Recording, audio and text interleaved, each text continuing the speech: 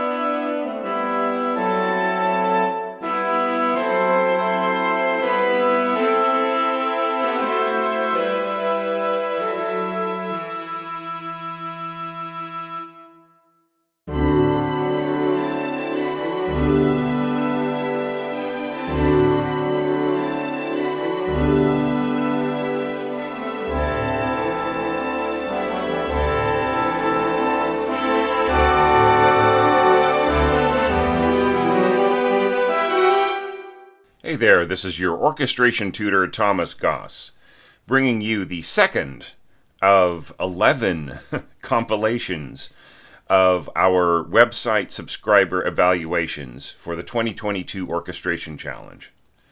And this starts off very strong with Algian's score, which has a quartet of saxophones, which gives it a sort of a wind band kind of a quality. And I feel that is one of the consequences of adding a lot of saxophones into your score, for good or bad, depending on how you look at orchestral quality, the quality of the texture, and so on. So are the extra voices needed? In what way do they thicken up the texture, and so on? So for instance, one might look at this, the way that everything wrapped up here, with all of these instruments coming down to a sounding E at the end. And listening to the mock-up, you might think, oh, well, wow, it just really ends in a kind of a fat, sort of a kind of a grunty way, not really realizing that concert saxophone is one of the most, or excuse me, one of the least well-represented kinds of sounds in sound sets.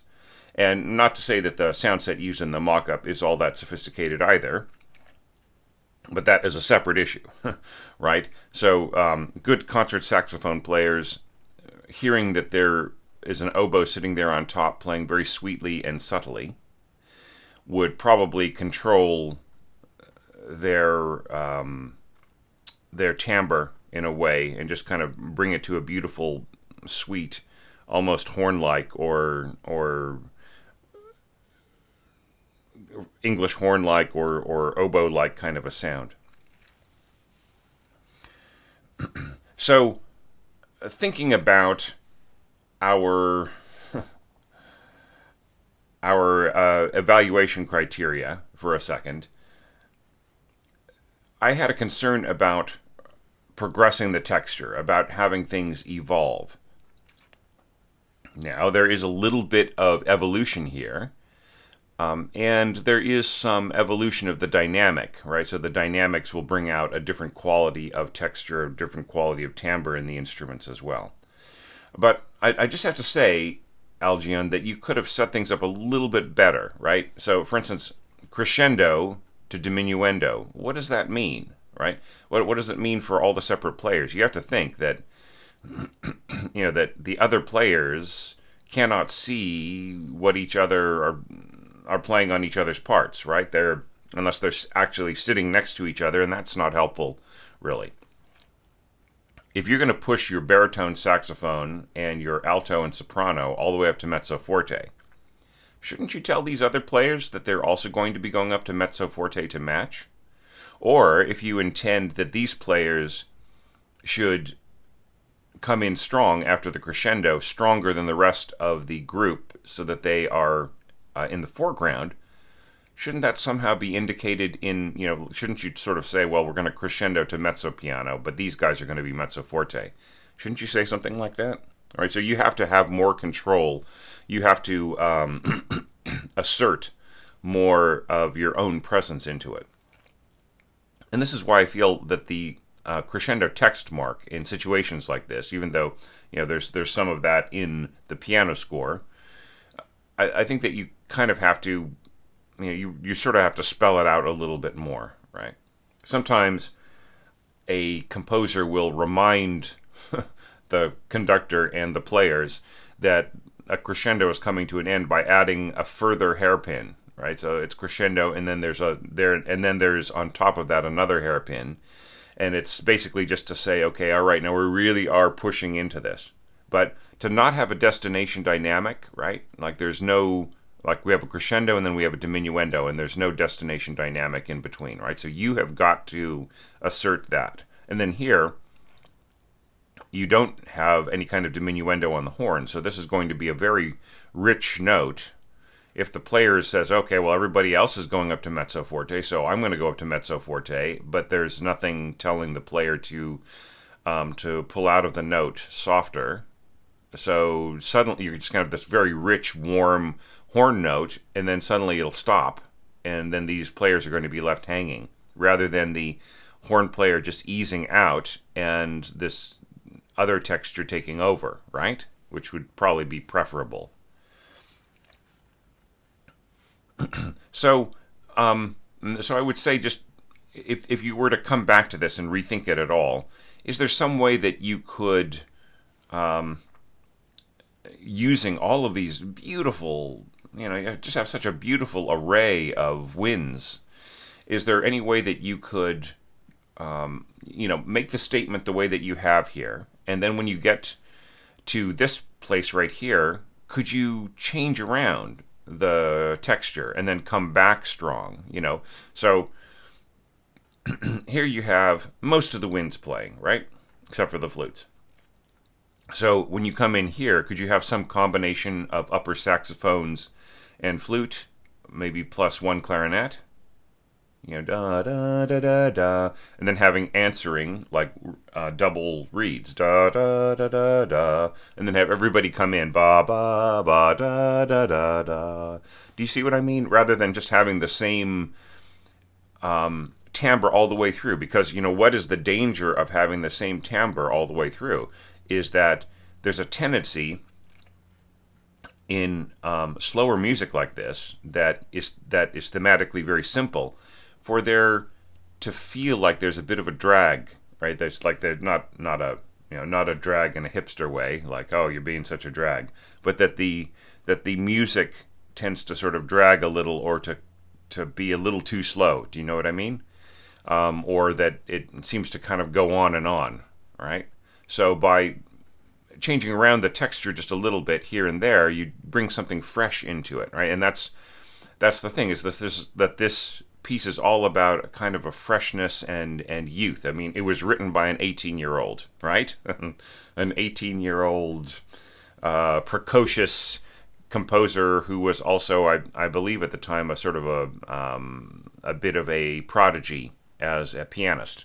So this was him in 1908, being inspired by everything around him. I don't know how much access that he had to piano music from France and from Western Europe, but there must have been some. He must have been aware of Debussy, maybe the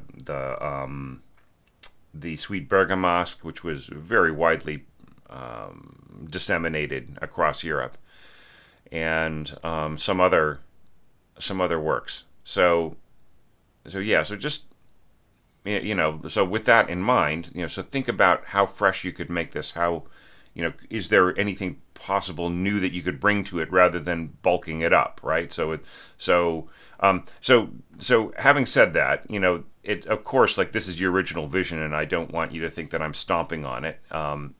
If you intend to stick to it, that's fine. But I would just say define your dynamics a little bit better right in here, and make sure that everybody is on the same track, right? And you could even, if you're going to have everybody diminuendo from, say, mezzo forte down to piano, I think you should really mark piano at the end, like have a hairpin that goes down to piano, even if the player is not finishing up on the downbeat of the next bar, right? I would say especially if they aren't, just so that everybody really knows where they're headed. Okay.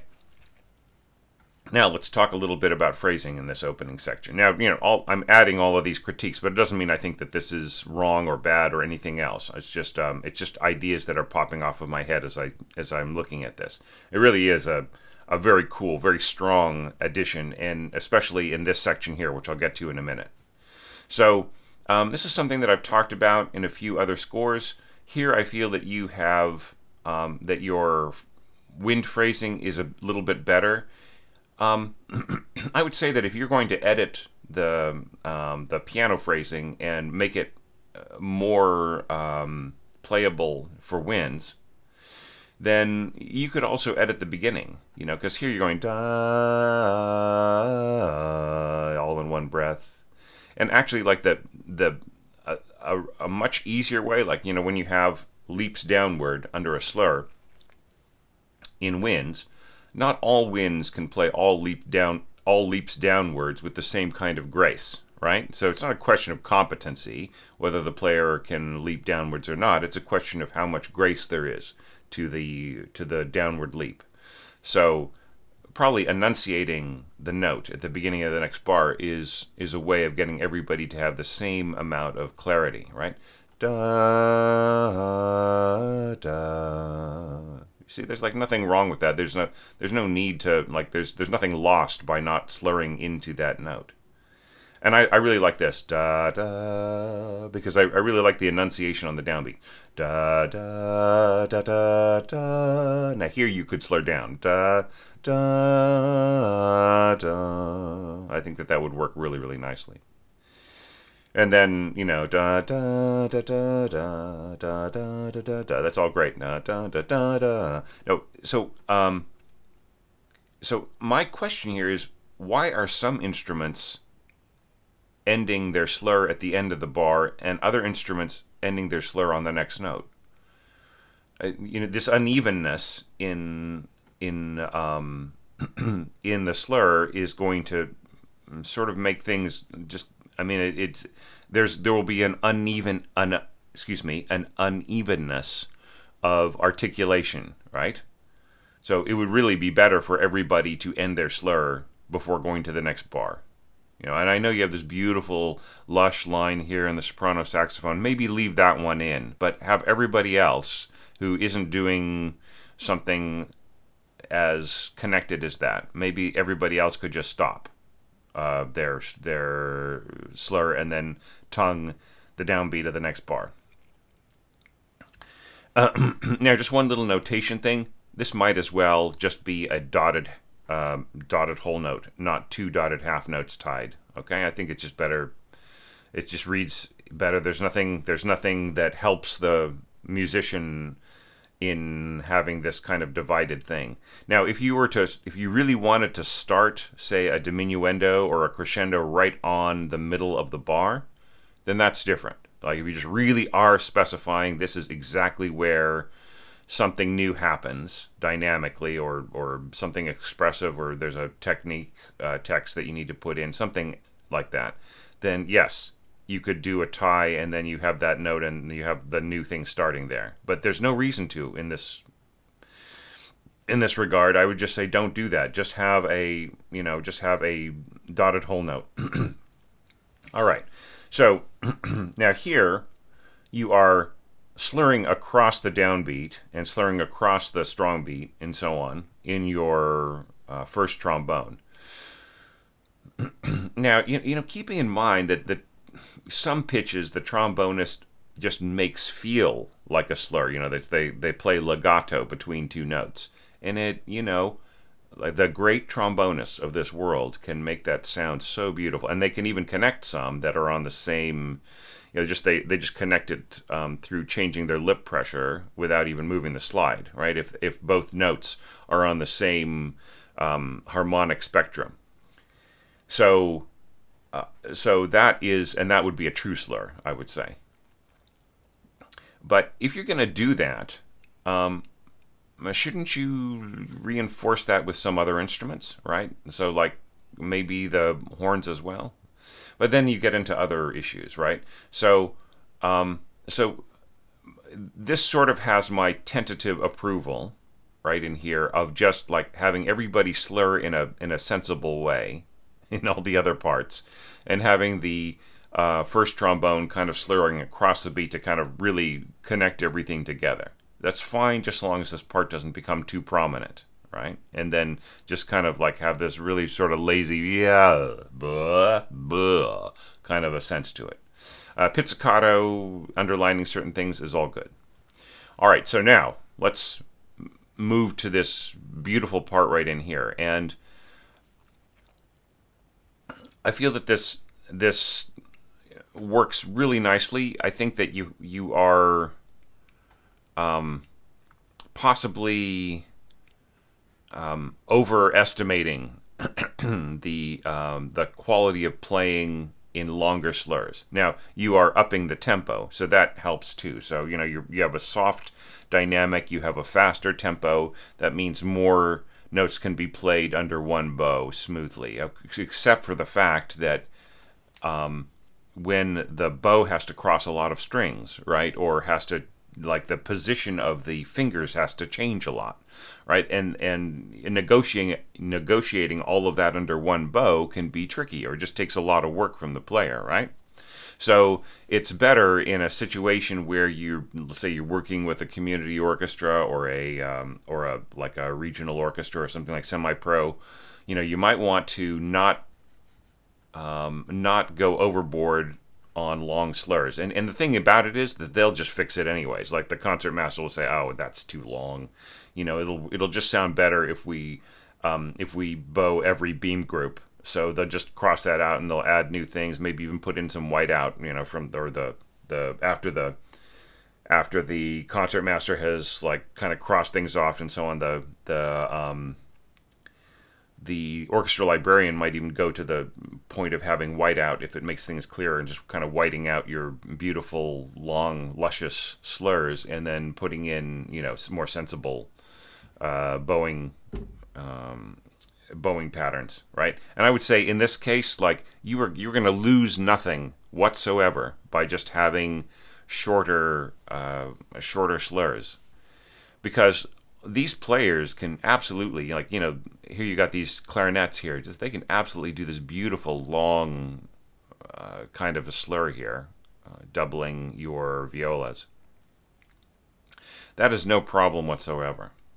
So I noticed that you have clarinets in B flat, and it's totally fine for this. Just like looking at the beginning of this piece, and all you're doing is arranging these first few bars.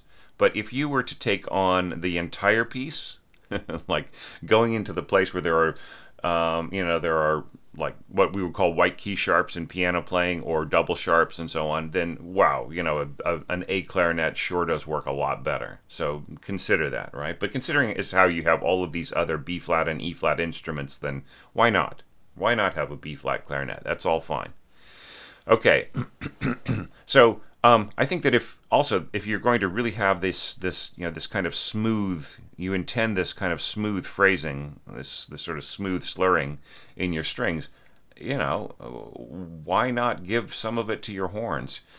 Bop, bop, like having the,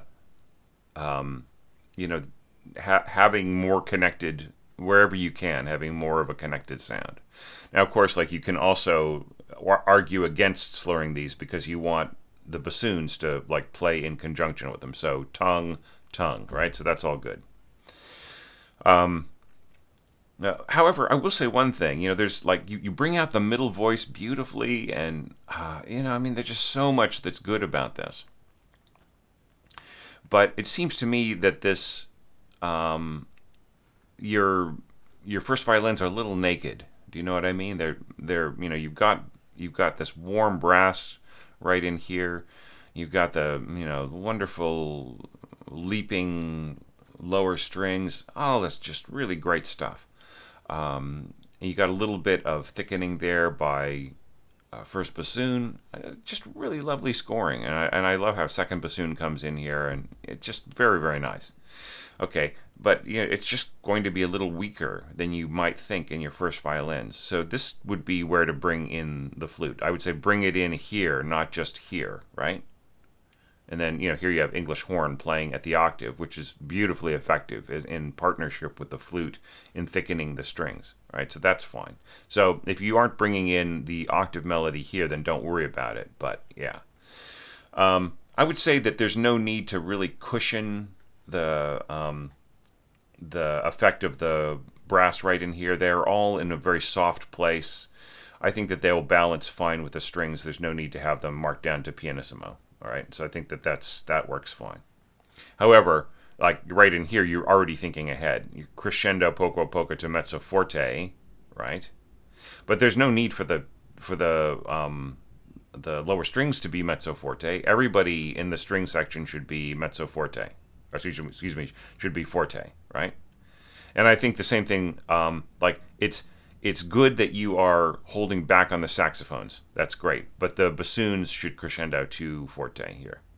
All right. So in a situation like this, brass and saxophones, leave them down one dynamic notch when you're going into something like this. So you're right here, your tenor saxophone is really going to, it is going to dominate right in here. It is going to possibly shout over your cello, right? So I would say, so mezzo forte is fine, or maybe even mezzo piano, just a little bit. You don't have to go crescendo, poco, poco. Just a little crescendo here to mezzo piano and everybody, and then a crescendo to mezzo forte, perhaps. So there are ways of managing this a little bit. And look, don't hold back on your slurring, right? You left out some slurs, so you're going to get ta-ta-ta. Right, with the way that you've scored this, ta ta ta, ta ta ta ta. Do you really want that? Right, everybody else is going da, right? So just one last word about the bowing. Just bow. I would say bow beam groups here. Da. So down, up, and then here they would probably do another up bow, up, down, or another up bow, down, up, and then like see these big huge leaps here. Better to break these up in terms of your bowing, right? So this could be down, and then that could be up, right? So, yeah, so just like really huge leaps under the same bow. I mean, they're negotiable, they're playable, but they're just they're a little bit counter to the, to easy playing, right? So like anything that is just sort of you kind of injecting a piano type of phrasing into the strings, question it always. All right. So yeah, so I would just say divide these up. Down, or actually up bow, down bow, up bow, right, is how they'll probably play this. So just slur, and then this one just stays what it is as it is with no slur. Same thing here, slur, and then this, right, if this is slurred, that matches what's going on here with the horns, and then the first violin above, and so on, bassoons. So it's better to have like a bow starting on this. I was about to say down bow, but not, right? Okay, and then all of these big long sweeps are fine. You're forgetting to add slurs here to your bassoons. And I love the trade-off right in here. That's perfectly fine. That's exactly how you want to do it. right? And then, yeah, just watch out. Don't let your tenor saxophone get too shouty right here against the strings. Okay, so really cool score, and really lovely to see some saxophone scoring in some of these entries. Just excellent. One last little word here, and that is that this is an incredibly weak place to put your second flute. Right, they are just going to get swallowed up by the alto. Excuse me, by the alto saxophone. I was pointing at the wrong one. Yeah, so like this note, it will just disappear and it's unnecessary. Right, so couldn't this double the oboe and just get more strength to that note, and then here they could separate. So yeah, so please don't score like when you're getting to a tutti or a stronger section or something like that. Please don't put first octave, second flute into the mix and expect that anything is going to happen special. I mean, especially with all of the strength of this brass right in here, that this area is a special domain. Okay, everybody, the first octave of the flute, or even just like the first 7 pitches or whatever, that is a special domain. That is a soft area. Now you just get a few pitches higher and it's fine. But even this B right in here is probably not going to perform much of a function, right? So it would be better if that were played by somebody else. Okay, and just use your flute to thicken up that G, your second flute to thicken up the G with the first flute. Okay, so really great start to this compilation. Just a score that really makes me smile and just gives me a lot of optimism and hope and everything else. Just really fun start. So I hope that was all useful to you, Algion. Now on to the next score.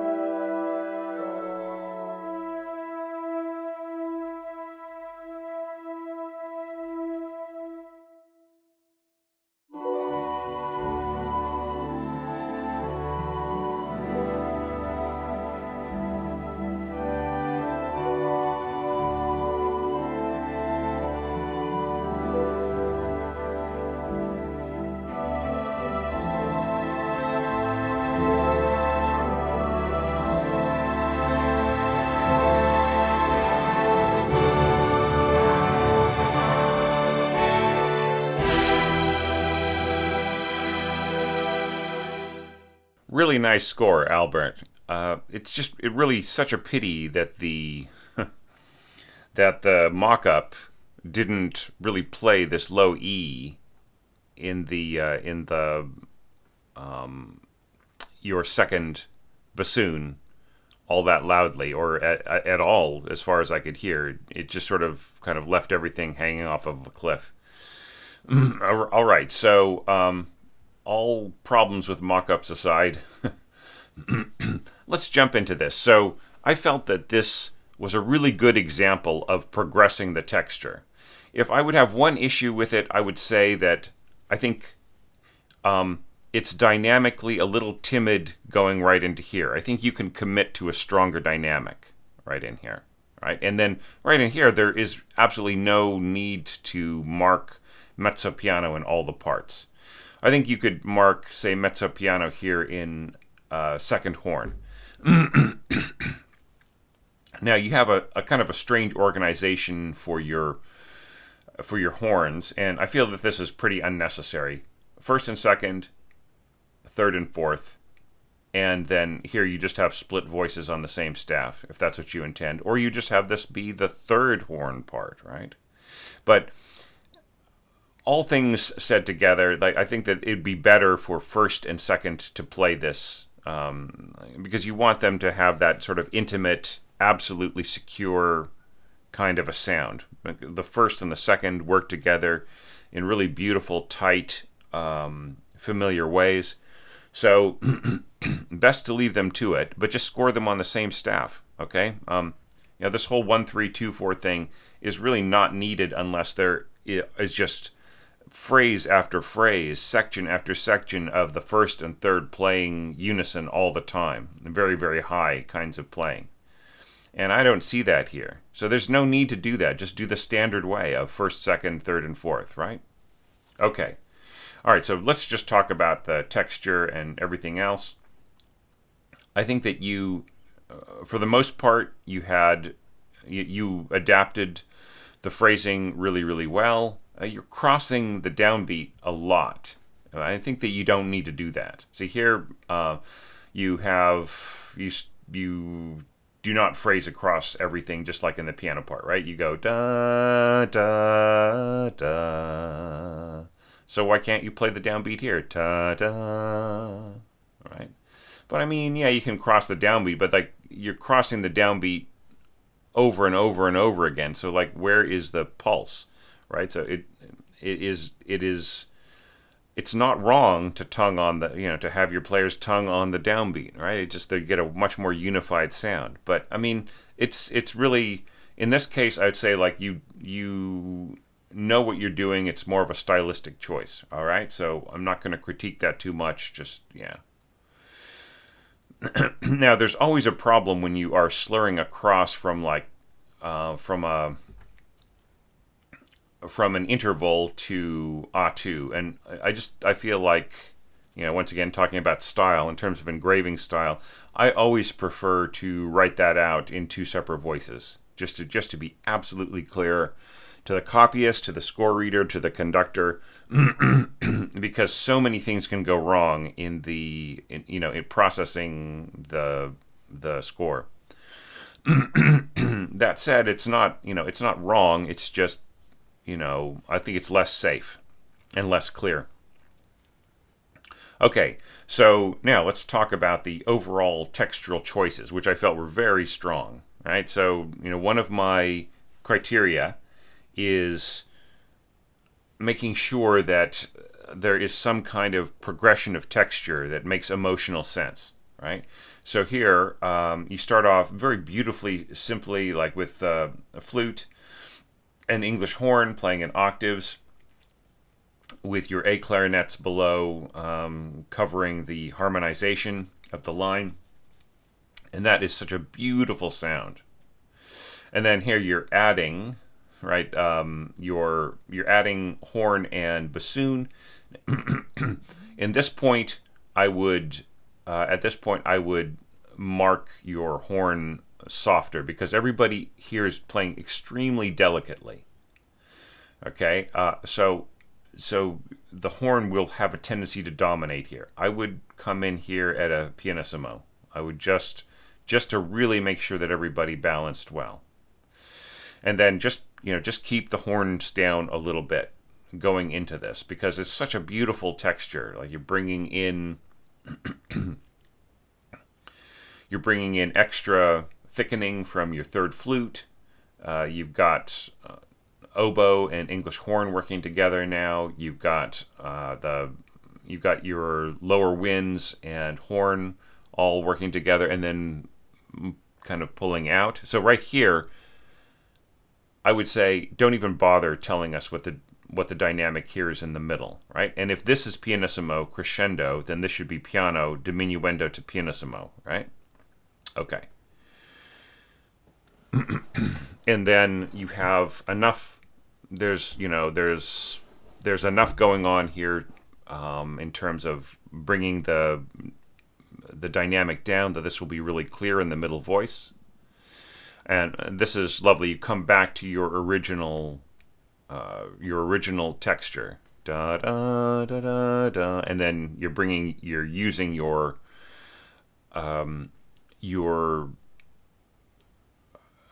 bassoons. And I would say here, like if you're going to have a little push right in here, give the bassoon some too. You know, da da da da da, boom ba da da. You know what I mean? Like just give them a little bit of love as well, right? And then everybody pushing into this, I would say go all the way up to mezzo forte, right? Just let the color come out of these instruments. And here, you know, crescendo, I would say to mezzo piano is fine. Just keep that where that is, but just have more. There's no need to. I see. So you have first oboe, and then you're giving us another dynamic marking because you're adding your second oboe. I see. Okay, but it just still looks kind of weird. If you know that there's going to be an entrance in second voice here, then and you're going to score it this way, then it would be better to have this dynamic information on top of the staff, and then have a rest right in here showing that there is a second voice about to happen. However, you could just say A2 here and then just leave this out, and then the copyist will put it in. Okay? And then just go back to first right here. Right? Because like you're already adding a rest here, so there should be a rest here, and the dynamic marking should be above the staff already if you're going to follow this. Right? Okay. But once again, have your winds go up to mezzo forte. You just get a much better color because you already went up to mezzo piano here, right? But what I'm saying is you don't need to write the mezzo piano in here. It is already inherent in the crescendo, right? Now you're saying, oh, I really want to, you know, go up a little bit bigger. Leave that up to the conductor, right? They'll find the right color for you. And then here, push all the way up to mezzo forte, and you just, you know, you get more of an edge to your sound. And then pulling back right in here, I think that this works actually fairly well. So no big complaints or edits from me. But once again, if this is marked down, let's say crescendo to mezzo forte, crescendo to mezzo piano in the horns, then it's much more easy for your second horn part here to ease out of the harmony, right? And then to leave this one horn part in here. But you know, it just puts a lot of weight right there in the middle. You've already got your bassoon right in here. You've already got your clarinets sitting on that. You've already got your English horn sitting on this E, right? So and on top of that, you've got your first horn, which is going to be the strongest of all, and then you have flute above, and then this came in here, this very lonely little note, and the mock-up didn't even barely play it. You know, I couldn't hear it. I was saying, geez, it just really sounds like the end falls out. And then I had to look at the score again and says, yeah, well, that's right. It's because this is not getting played very strongly. So this is the note that needs the reinforcement, not the E in the middle. It's the E at the bottom that needs the reinforcement. So think about that. So yeah, and then we've got you've got this sort of double enharmonic harmonic. How's that for a fancy kind of a thing? So yeah, so you just want to pluck on that, which gives you, so if you are obeying the rules, or there aren't really rules, but the customary practice of harpists, then this should sound an octave higher, right? Okay. But very, very cool beginning. I really, really like this beginning, Albert. It's really, really nice. So going on. All right. So this is unnecessary. This bring with the LV, the unfinished kind of a sound. Just let it vibrate. Well, of course they're going to let it vibrate because they're a harpist, right? So look, just write in dotted half note, right? That's much, much better, because this is just, it's cluttered looking, right? And what is if you were to score a dotted half note here, you get exactly the same sound. So just score a dotted half note. Same thing here, here, and all throughout here, right? And then here, this doesn't make any sense because you have the complete value of the note going into the next note, right? So you wouldn't want to score this in any case. You only score this this kind of incomplete tie in a situation like this where it's followed by a rest, okay? So don't use the incomplete tie if you're using the full value, the full note value that's followed by a next note on the next beat, right? Or in the next time that a note would appear after the note value. Okay, so it's just really unnecessary. It's adding, it's sort of like reinventing the wheel when the wheel works fine. So just turn these all into dotted half notes, okay? And same thing here. And it's just easier. Like the harpist will, they'll just sort of nod their head and say, yeah, mm-hmm. And then, but like it isn't helping them, right? It isn't adding anything to your score. It's just, it's making it more complex on you to add all those things in, right?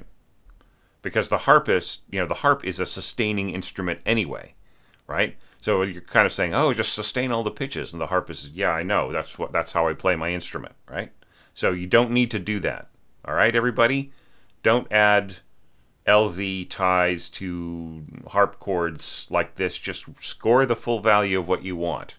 All right? There will be possible instances where you would use it on harp, but it wouldn't be in a passage like this, right? Which is, no insult to you, Albert, about what I'm going to say, but it's conventionally, it's conventional concert scoring, right? So conventional just means that you're following the conventions, right? So if you're following the conventions, just stick to the conventions because they're there for a reason. They're useful, right? All right, so looking at this gorgeous page right in here, this really beautiful scoring. You're taking pains here to balance your horns, right? Pianissimo, right? This is what I was talking about on the previous page. And you're taking pains to balance your harp, bring it out a little bit. That's fine too, okay? So those are like the two exceptions to the rule of just scoring the same dynamic for the entire page. Okay, and you're having your strings ease in behind the winds, and that is very cool as well. However, there's absolutely zero need for your violas to start off pianissimo. What's going on? Pianissimo violas against pianissimo horns. Guess which instrument wins that fight? The horns, every time. So the horns are going to absorb, even though they're playing softly, the horns are going to absorb the sound, this beautiful sound in here, this lovely murmuring sound here in your violas. So you're working against yourself by marking down your violas to pianissimo. There's no reason for those violas to be pianissimo. They should be piano, right? Because this is an important part of the music. This sort of murmuring kind of thing that picks up the pattern from the cellos as they rise. And then also you have the plucked sound of the cellos giving over to the harp, right? And so it all works beautifully. It's like clockwork, but just don't submerge your violas. If anything, I would say your violas could be using some doubling from whoever isn't being used over here, right? Maybe maybe you could reorganize some of this information. Maybe the English horn part right here could be played by one of your oboe players, and then your English horn and your first bassoon could be doubling this to just make it firmer and clearer, right? But not too firm and too clear because then you overwhelm the harp. But maybe you don't need that doubling, but I'm just saying that, don't do this, right? You just, it's so beautifully worked out, right? And then, you basically are weakening one of the most beautiful parts in here. All right. And then here, I see the logic behind pianissimo crescendo to mezzo forte, but I think at some point you have to let the, it's such a long, it's a slower tempo, right? And it's a long poco crescendo, which you really should write poco crescendo, not just crescendo, okay? So poco crescendo, by the time you get to this accent, then you gotta tell us something, right? I would say that, you could do two. Usually, I try to get my orchestrators to not have a crescendo with a with a dynamic mark in the middle and then another crescendo hairpin. But at some point along this way, they kind of have to know how they relate to everybody else. It's kind of going on a long time, and then they are going to hear the winds dying off as they keep getting louder. So you really do need a hairpin right in here going to the mezzo forte. And if you're going to put in a hairpin to go to the mezzo forte, then you might as well tell the player when they have reached the dynamic strength of piano, right? So where is that? So they kind of need to know all that stuff. So I would say, like, maybe put piano here and then another crescendo mark right in here leading to the mezzo forte, so that they know as they're playing against this strange mixture of, of different dynamic markings where they're headed. Because, like, some things are fading out and then some things are coming in strong, like the clarinets are suddenly getting much brighter and louder. Okay. So, thinking about all that, there is a risk here. Trombones, horns, tuba, getting very big right in here, they will have a tendency to overwhelm everything else that's going on. So, if your winds really are only getting up to the level of mezzo piano, they are going to get swallowed by real trombones and tuba and not trumpet, but horn, right? So the real instruments of a real orchestra will tend to really get very big right in here, right? And all the same, like, I know you do want to bring this out, and that's really, really great. So that's fine. But perhaps your winds could get a little bit bigger before they get a little bit smaller, right? That just one balance idea right in here.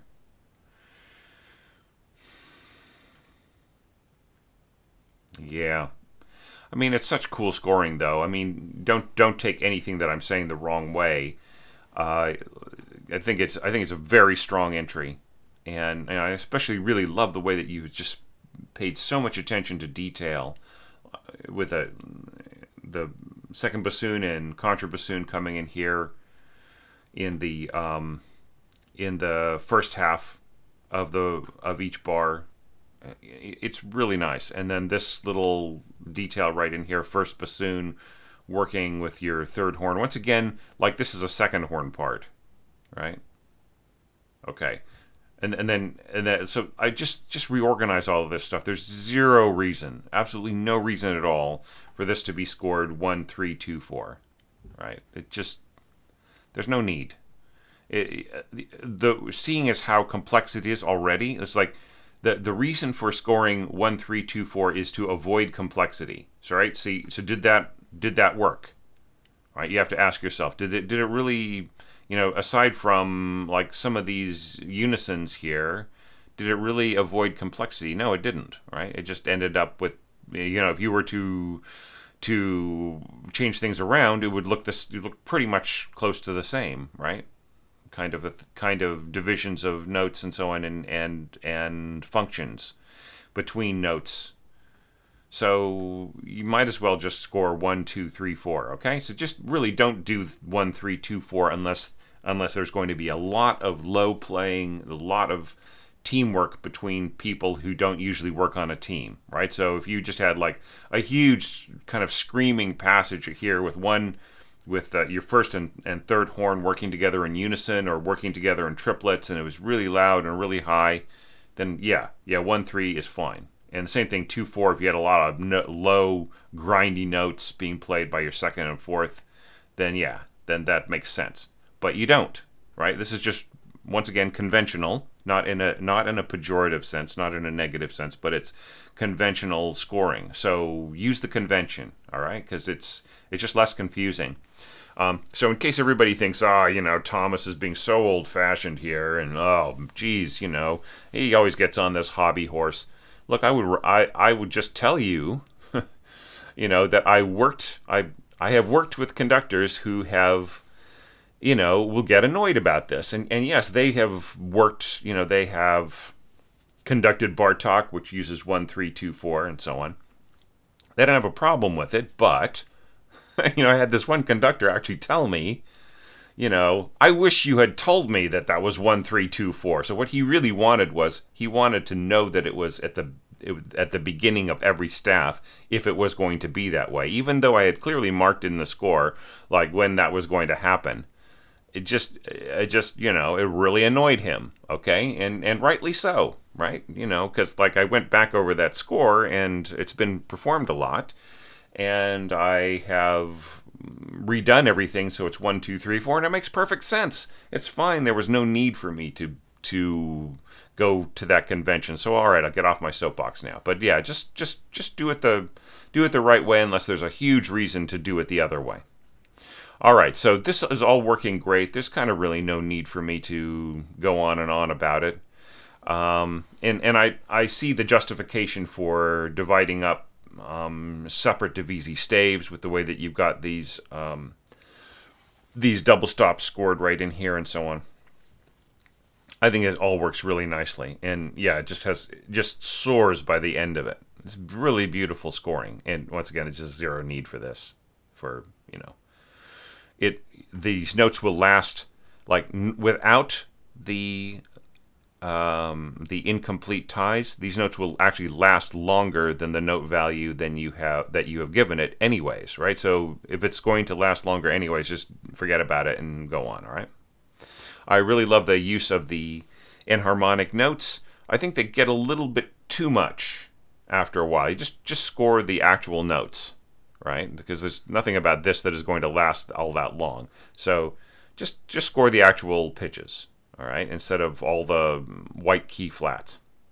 All right, and with that, I will let you go with just thanks for a really, really fun score, Albert. All of these scores in this collection are putting me in the most awesome good mood, which is great because I have some annoying business to take care of later today. Hopefully it won't be too bad. But yeah, redoing 5 years worth of taxes kind of stuff doesn't put one in the cheeriest mood, but this sure does. So thanks very much for that.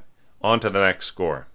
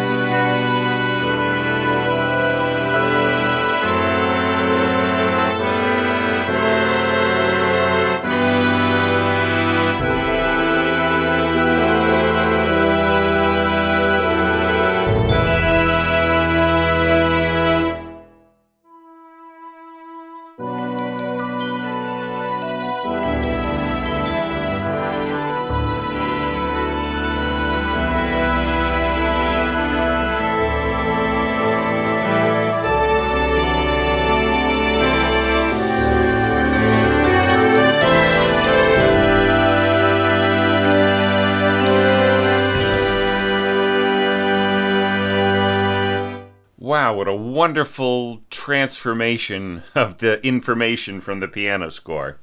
That ending felt almost like Joe Hisaishi. I hope I'm pronouncing that correctly. The main composer who works with Miyazaki.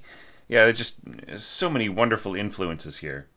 Okay, so a few little notes to you about notation and balance and things like that. All right, so first thing here,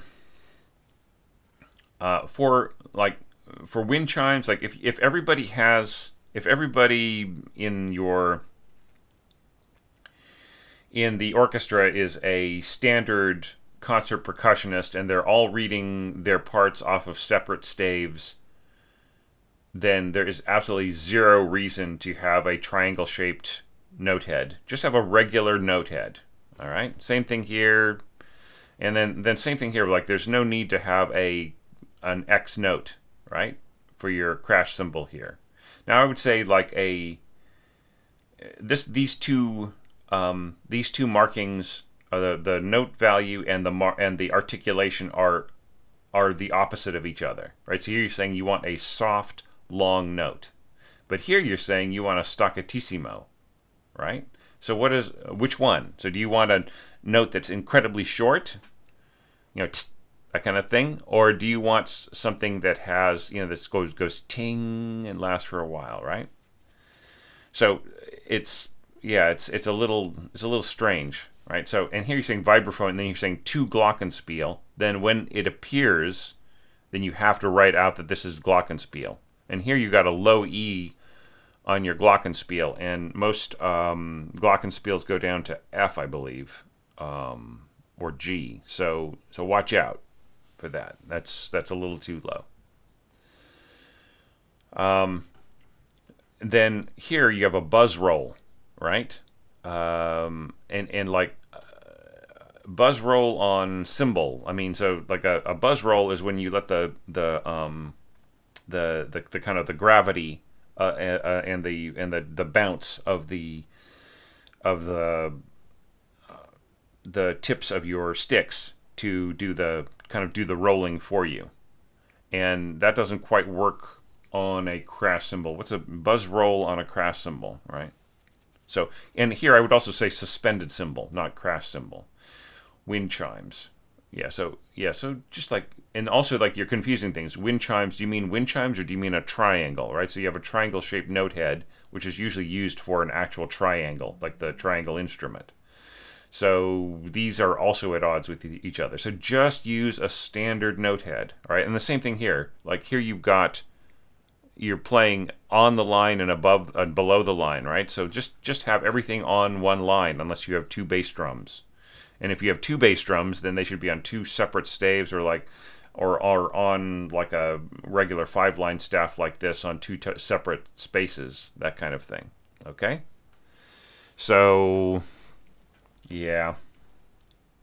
There's just a lot of notation things that need to be fixed in here. But having said that, it's like the overall effect of it is very, very cool. However, I think that if you have this style of composing and you're putting this much thought into it and you really are interested in textures, then you should be getting a more sophisticated kind of a plugin, right? So I think you should look into getting Note Performer. It is much more realistic than the sounds that you're using. It'll give you a way better idea of what things would sound like with a real orchestra. Of course, not sounding exactly like a real orchestra, but the simulation will give you the idea of balance in a much better way, right? You have a few things here that are kind of strange. Forte crescendo to mezzo forte. Right? So I don't understand that. So if you are going to forte crescendo and then mezzo forte, you would have to say mezzo forte subito, right? So suddenly mezzo forte. And in fact, it might be better to write this out rather than a hairpin, write in like forte crescendo and then mezzo forte subito. It just visually makes a lot more sense, right? So use text, not hairpins here. So forte crescendo, mezzo forte subito. If that's really what you intend for this to be building and then suddenly mezzo forte. Okay, all right. So so those were a few sort of immediate visual things that sort of popped out. Here you're saying divisi, but all you need is, you don't need capital D-I-V-I-S-I. You need just small d, D-I-V period, right? So much easier to read. And then I would say throw that in here, divisi, and then say unis, U-N-I-S, period.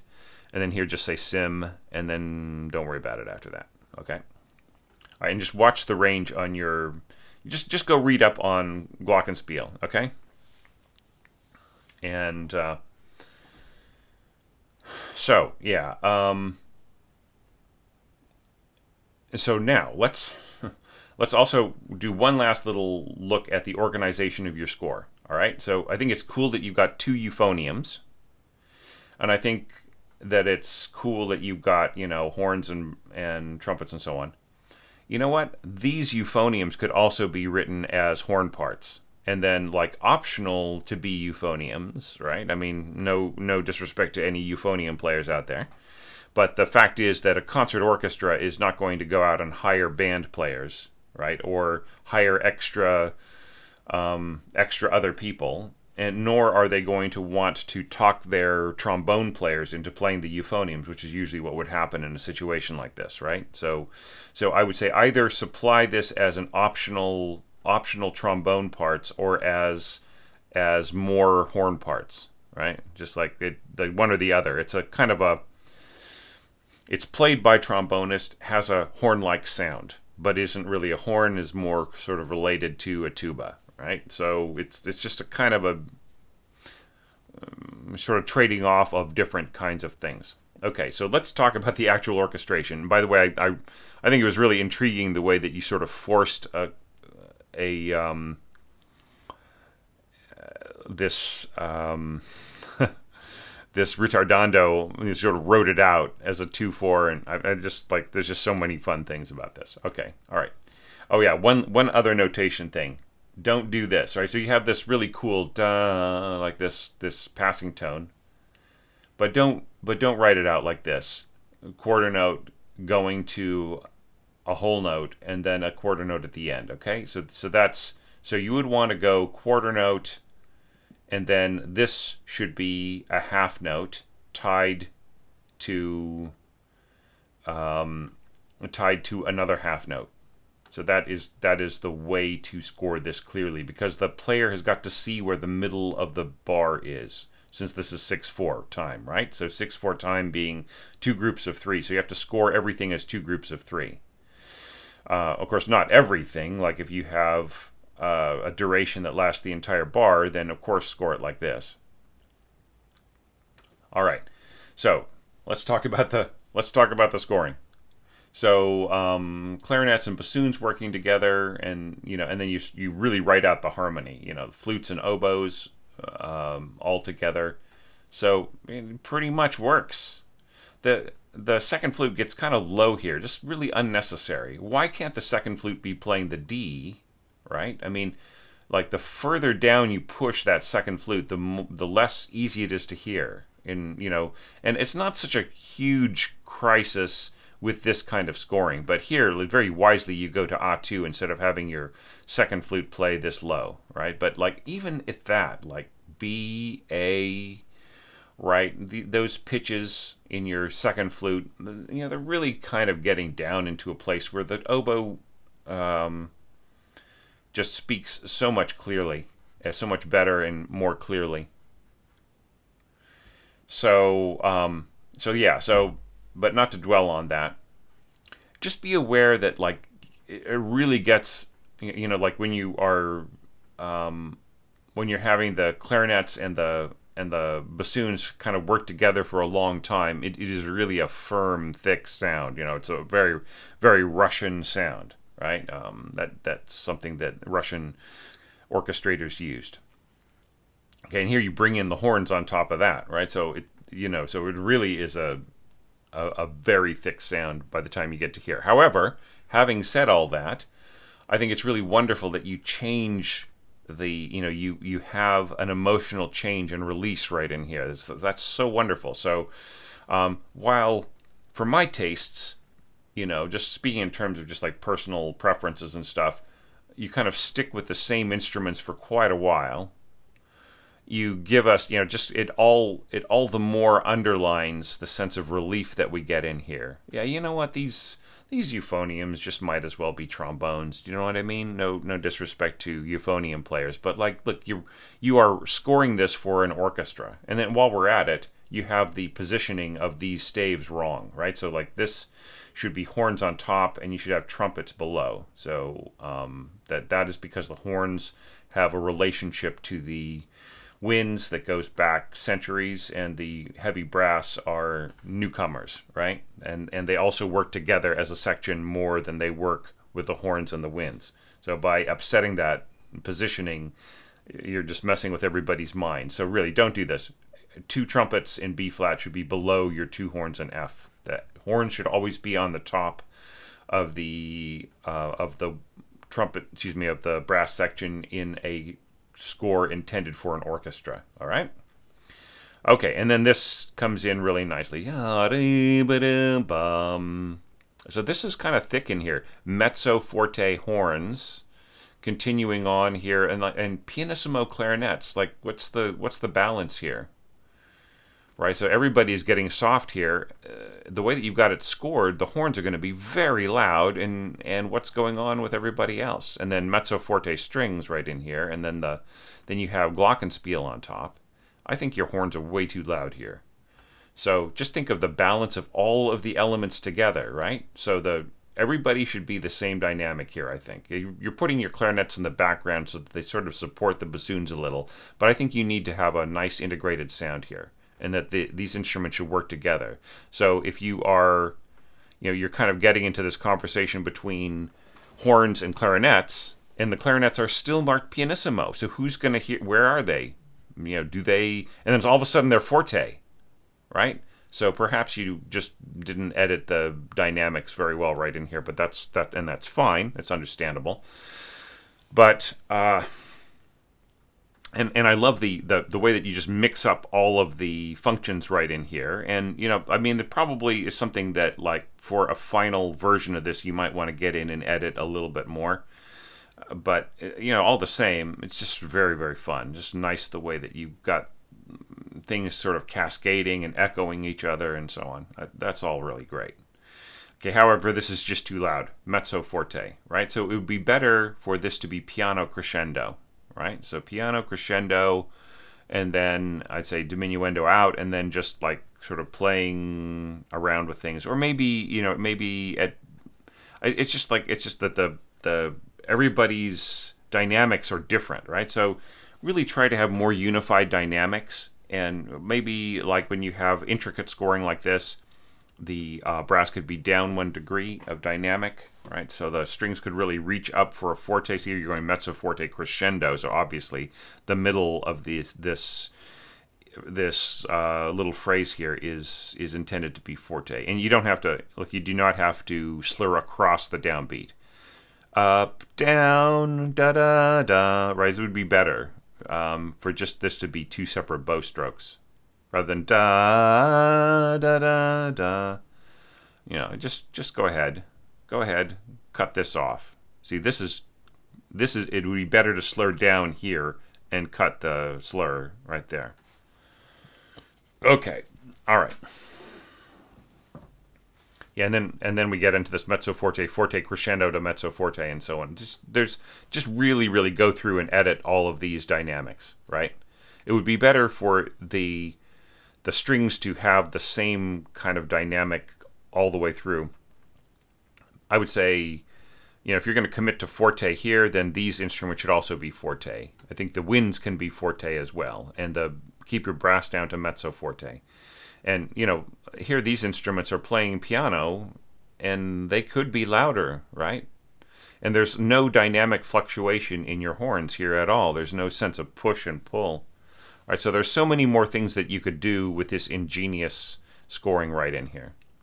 All right, and just really be aware. If you're going accented tenuto here and then a tenuto mark there in tuba, right, that this is going to be loud. So there's no marking here of what dynamic it is, but assuming that everybody is going to end forte in the brass, then this is just going to come out sounding forte. Right, and then, of course, in order to compete with the forte and the brass, if you want these strings to still be involved, they might have to be as loud as fortissimo, right? So you might want to think about just how loud you're pushing everybody if you intend for all of the elements to balance, right? So this question is having a good balance, rather than just relying on, say, sound sets to tell you how to score which way or which other way, right? So if you have certain practices with your dynamics of how loud they get, how soft they get, how they should be unified across a section, and how the different sections relate to each other dynamically, then and you score that way, and you use like say like Note Performer or some other good plugin for your orchestra, then that immediately clarifies things for you and makes your effort more, closer to something that would be ready for an orchestra to play. Okay, now let's move on to the next page. So right here, solo espressivo. I really love the way that you're starting this note early before we get into the next thing. So, and here we've got it, bum, bum, bum, bum. It's really lovely, and you're holding on to this B. Yeah, I love a lot of your, like, you have passing tones, and you have suspensions, and you have a lot of things. And I'm not sure if you are, if these are sort of intentional, or if you're experimenting, certain things.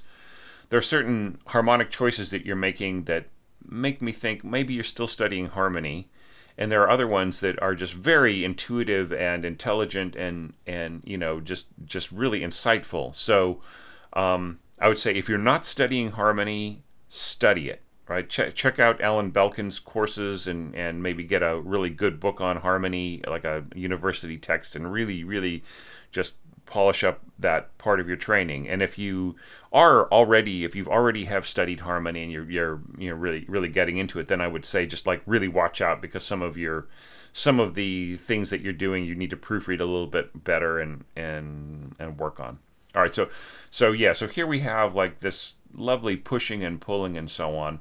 There's some strange stuff going on here in some of your dynamics, like piano crescendo diminuendo to mezzo forte, right? And here you have pianissimo crescendo to mezzo piano and then diminuendo to mezzo forte, right? So that doesn't make sense. So I would say give yourself a destination dynamic before the end of the bar. So mezzo piano, diminuendo to pianissimo, and then mezzo forte subito, right? S-U-B period. That means suddenly, right? So I think that makes more sense. So just because some of this just really seems really just strange, really off the wall. Okay, now you do not actually need to show us what's happening in the middle here unless you are crossing several degrees of dynamic, like if you just were going to go pianissimo, crescendo to piano and back, then you wouldn't need to give us the middle, right? So, but here you do need to, because you're going all the way up, a few degrees. But here you kind of don't need to, because, that pianissimo, crescendo to mezzo piano and back, I mean, it's sometimes this could just be seen as a very slight nuance, but I think in this case, like it's perfectly fine to just leave out the dynamic in the middle there. Now here you do want to put in mezzo piano because you're going crescendo, right? So here, like, you're balancing some of these things, and that's great. All right. And like, okay, so how many players do you have here? Do you have 2 mallet players? If that's the case, then there should be 2 separate staves. If you're asking your vibraphone player to turn around and play glockenspiel, then that's not right. You have all these players, they're not doing anything. They're happy, in a situation, like a real orchestra situation. If somebody saw this, like the percussionist would sort of roll their eyes and say, oh, geez, okay, so I'm going to assume that this note right in here is where the glockenspiel starts. And then we're just divided up between 2 players, and it's going to be a hassle to read. And then they'll make these big markings on the scores, like maybe like a parentheses right here for when the glockenspiel player starts, and then here as well. And all this other, you're just basically creating a big hassle for them. So 2 separate staves, 2 separate players, please. Okay? Now, because like you'd use different mallets, like a vibraphone, as I was reminded by one of our participants recently, is like a cord wound mallet. That's what I was trying to remember when I was evaluating a score. And it really has a different quality than like a yarn mallet, or like a a rubber mallet, or a hard mallet, and so on. Right? And then a glockenspiel is played with sometimes with little brass mallets, right? So it's a different thing. You wouldn't want to hit a glockenspiel with a vibraphone mallet or vice versa, right? It kind of doesn't work. And also the vibraphone has got a pedal to it, right? And a motor. And the glockenspiel is just this little box that is sitting there. Now, can a vibraphone player have a glockenspiel set up over their vibraphone? Yes. But that doesn't mean that they would be playing them simultaneously, right? It might be a situation where, like in a pinch, they could be playing something with their left hand on the vibraphone and something with their right hand on the glockenspiel, right? If it wasn't too complex. But, just this is too complex. It's just too weird, right? So 2 separate players, please. This is all nice. I really love the way that the bassoons and the clarinets are working together. I love the way that this, you're saying solo, echo of English horn. That's great. And the crescendo into this E, the E is going to be very ripe and rich sounding. Okay?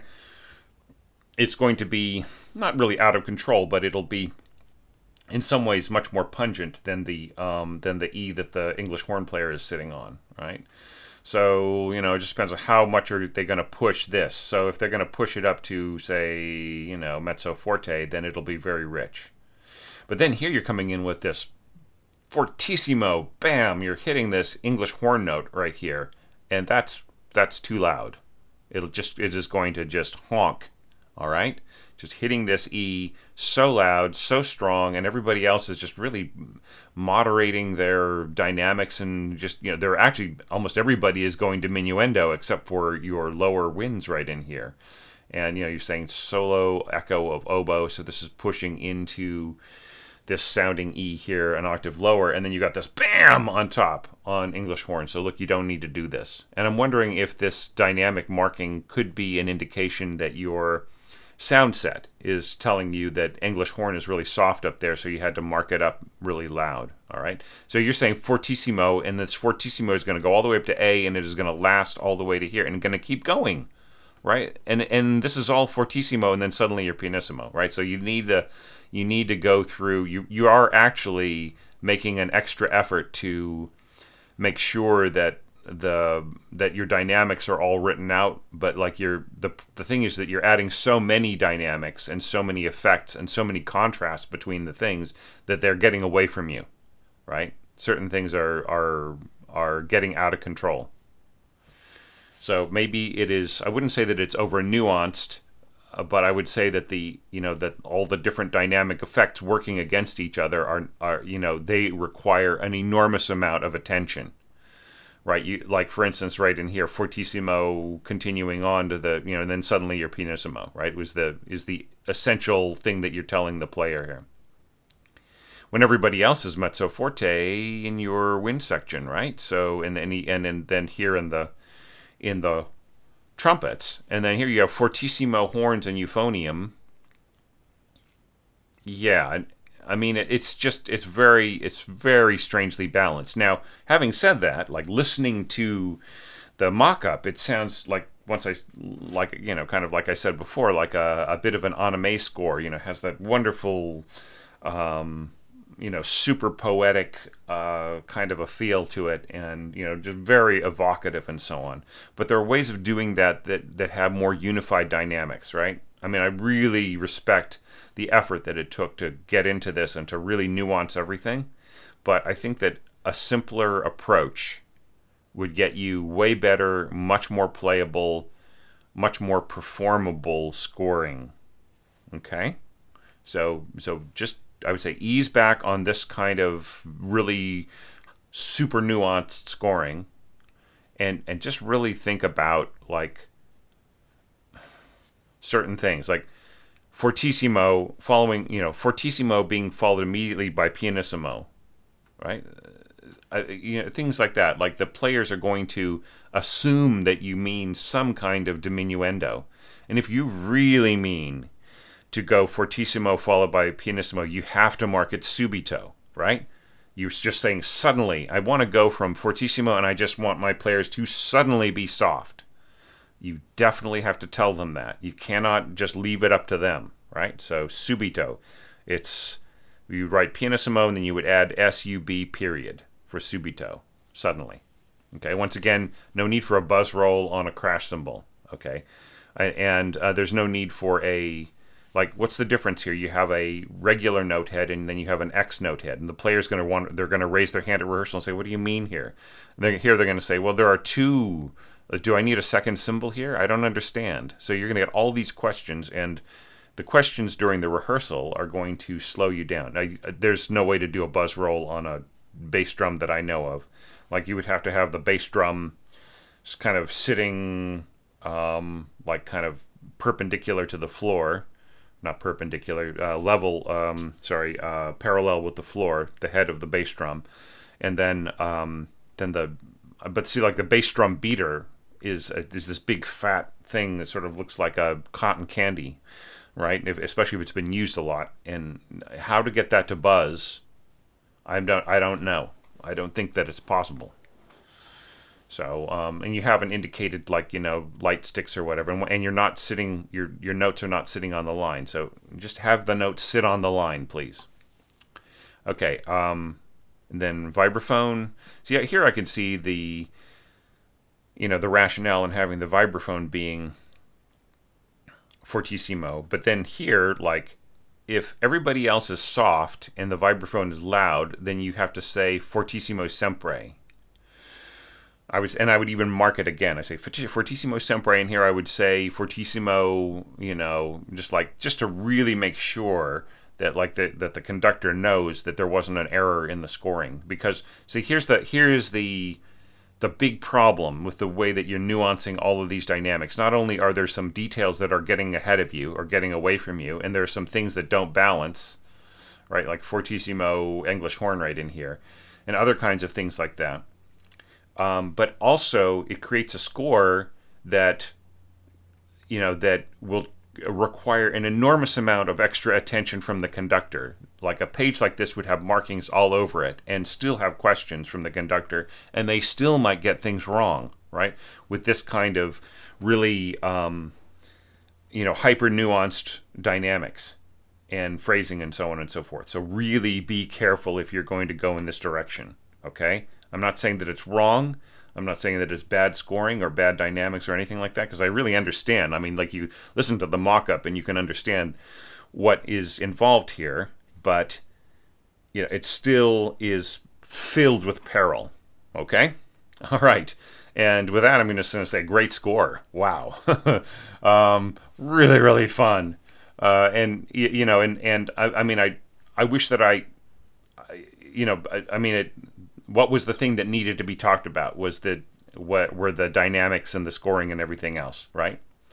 And I wish that I had more time to talk about the way that certain things were doubling and working together and balancing and so on and so forth. But there kind of wasn't time. So I apologize, but some of it was really, really, really worked. Some of it needs a bit of work. Okay? All right, and with that, I will let you go, Luis. Just saying this score really, really excited me and made me feel really awesome and all that other kind of stuff. And now it's time to look at the next score.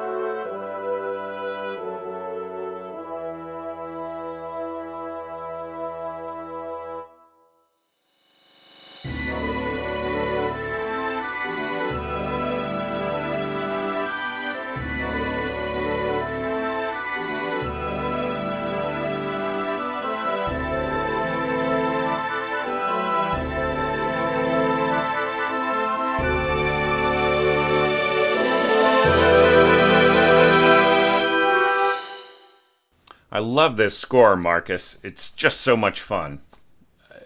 All right.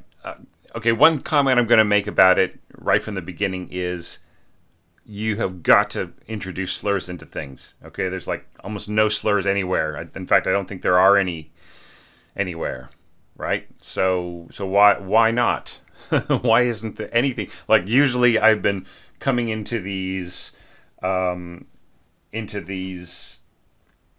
evaluations saying, oh, you're using the piano slurs, you're using the piano phrasing to make slurs, and you're slurring across the downbeat and everything else. All right, but like here you have pizzicato, right, which is a very dry sound. You have piccolo snare drum, right? That's also a dry sound. You have xylophone. You're saying hard rubber or soft plastic mallets. It's all very, very dry, and then you have no slurring, right? So what's going on there? Here, you know what I would mark? I would actually use treble clef for the double bass. I mean, like, yeah, or I don't know, maybe tenor clef is fine. I guess tenor clef is fine. And see, like this doesn't need to be in tenor clef. Yeah. Treble clef. I would say treble clef and then go back to bass clef here. Okay? Because, like, what is it? F and G, that's all totally readable. Okay, so all right. So how should you so the problem is that, like, with all of this dry kind of sound underlining the main points of the music, right? You're going pluck, pluck, pluck, pluck, right? And then no slurs, then it just really comes off as just, as dry as stale toast, right? So you want to add some kind of slurring. So I would say, like, da, da, da. And then, just, this is fine. Ta, ta. Ta ta ta ta ta, slur down ta. You know what I mean? Like, just to add a little bit, and then these could be portato. Da ta da da ta da da da ta. So what you would do is you put a tenuto mark over both of these notes and then slur them, right? So you get this ha ha kind of thing, and then this could be slurred. Da ta ta ta, and then here there's absolutely zero reason to have two half notes tied together. Just have one long dotted whole note. Okay, it just, like, there's just no need for that. The player doesn't need to read it, and the conductor doesn't need it. Nobody needs it, right? This is a little strange. You've got your ties pointing upwards instead of downwards. That's also unnecessary. And then here, the upper voice tie is pointing downwards. So there's some strange stuff going on with and here, this is really strange. So your engraving is a little bit of a mess on your ties. So anyways, all right. But aside from all of that, what is the effect of the orchestration? This is actually pretty strong. I really like, that, flute, first flute and first oboe working in octaves, the clarinets and the bass clarinet holding on to the suspended note and everything else. All right, so that's all great. And once again, slurs would work great here. Slurs would work great here. Ta ta or ta. See, that would be really, really great, because then it matches up with the tie above. Okay. This is so soft. Triple P. Pianissimo is fine. Nobody's going to hear it if it's triple P. Really, I mean, you can't hear it in the mock-up, right? You could bring this up to pianissimo, and this could be piano. It's fine. Just, and have everybody match the same dynamic here, right? There's no need for this to, like, you don't have to turn this into a niente thing. It's fine. All right, and I would just have it last as long as it lasts in the piano part. I think it doesn't last the whole bar or something. Maybe I'm wrong about that.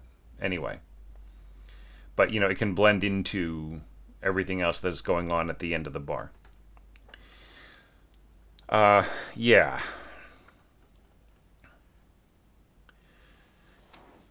Then you bring in your piccolo pianissimo. Okay, so that I approve of. Just holding back, just having that little bit of radiance on top. That works fine with me.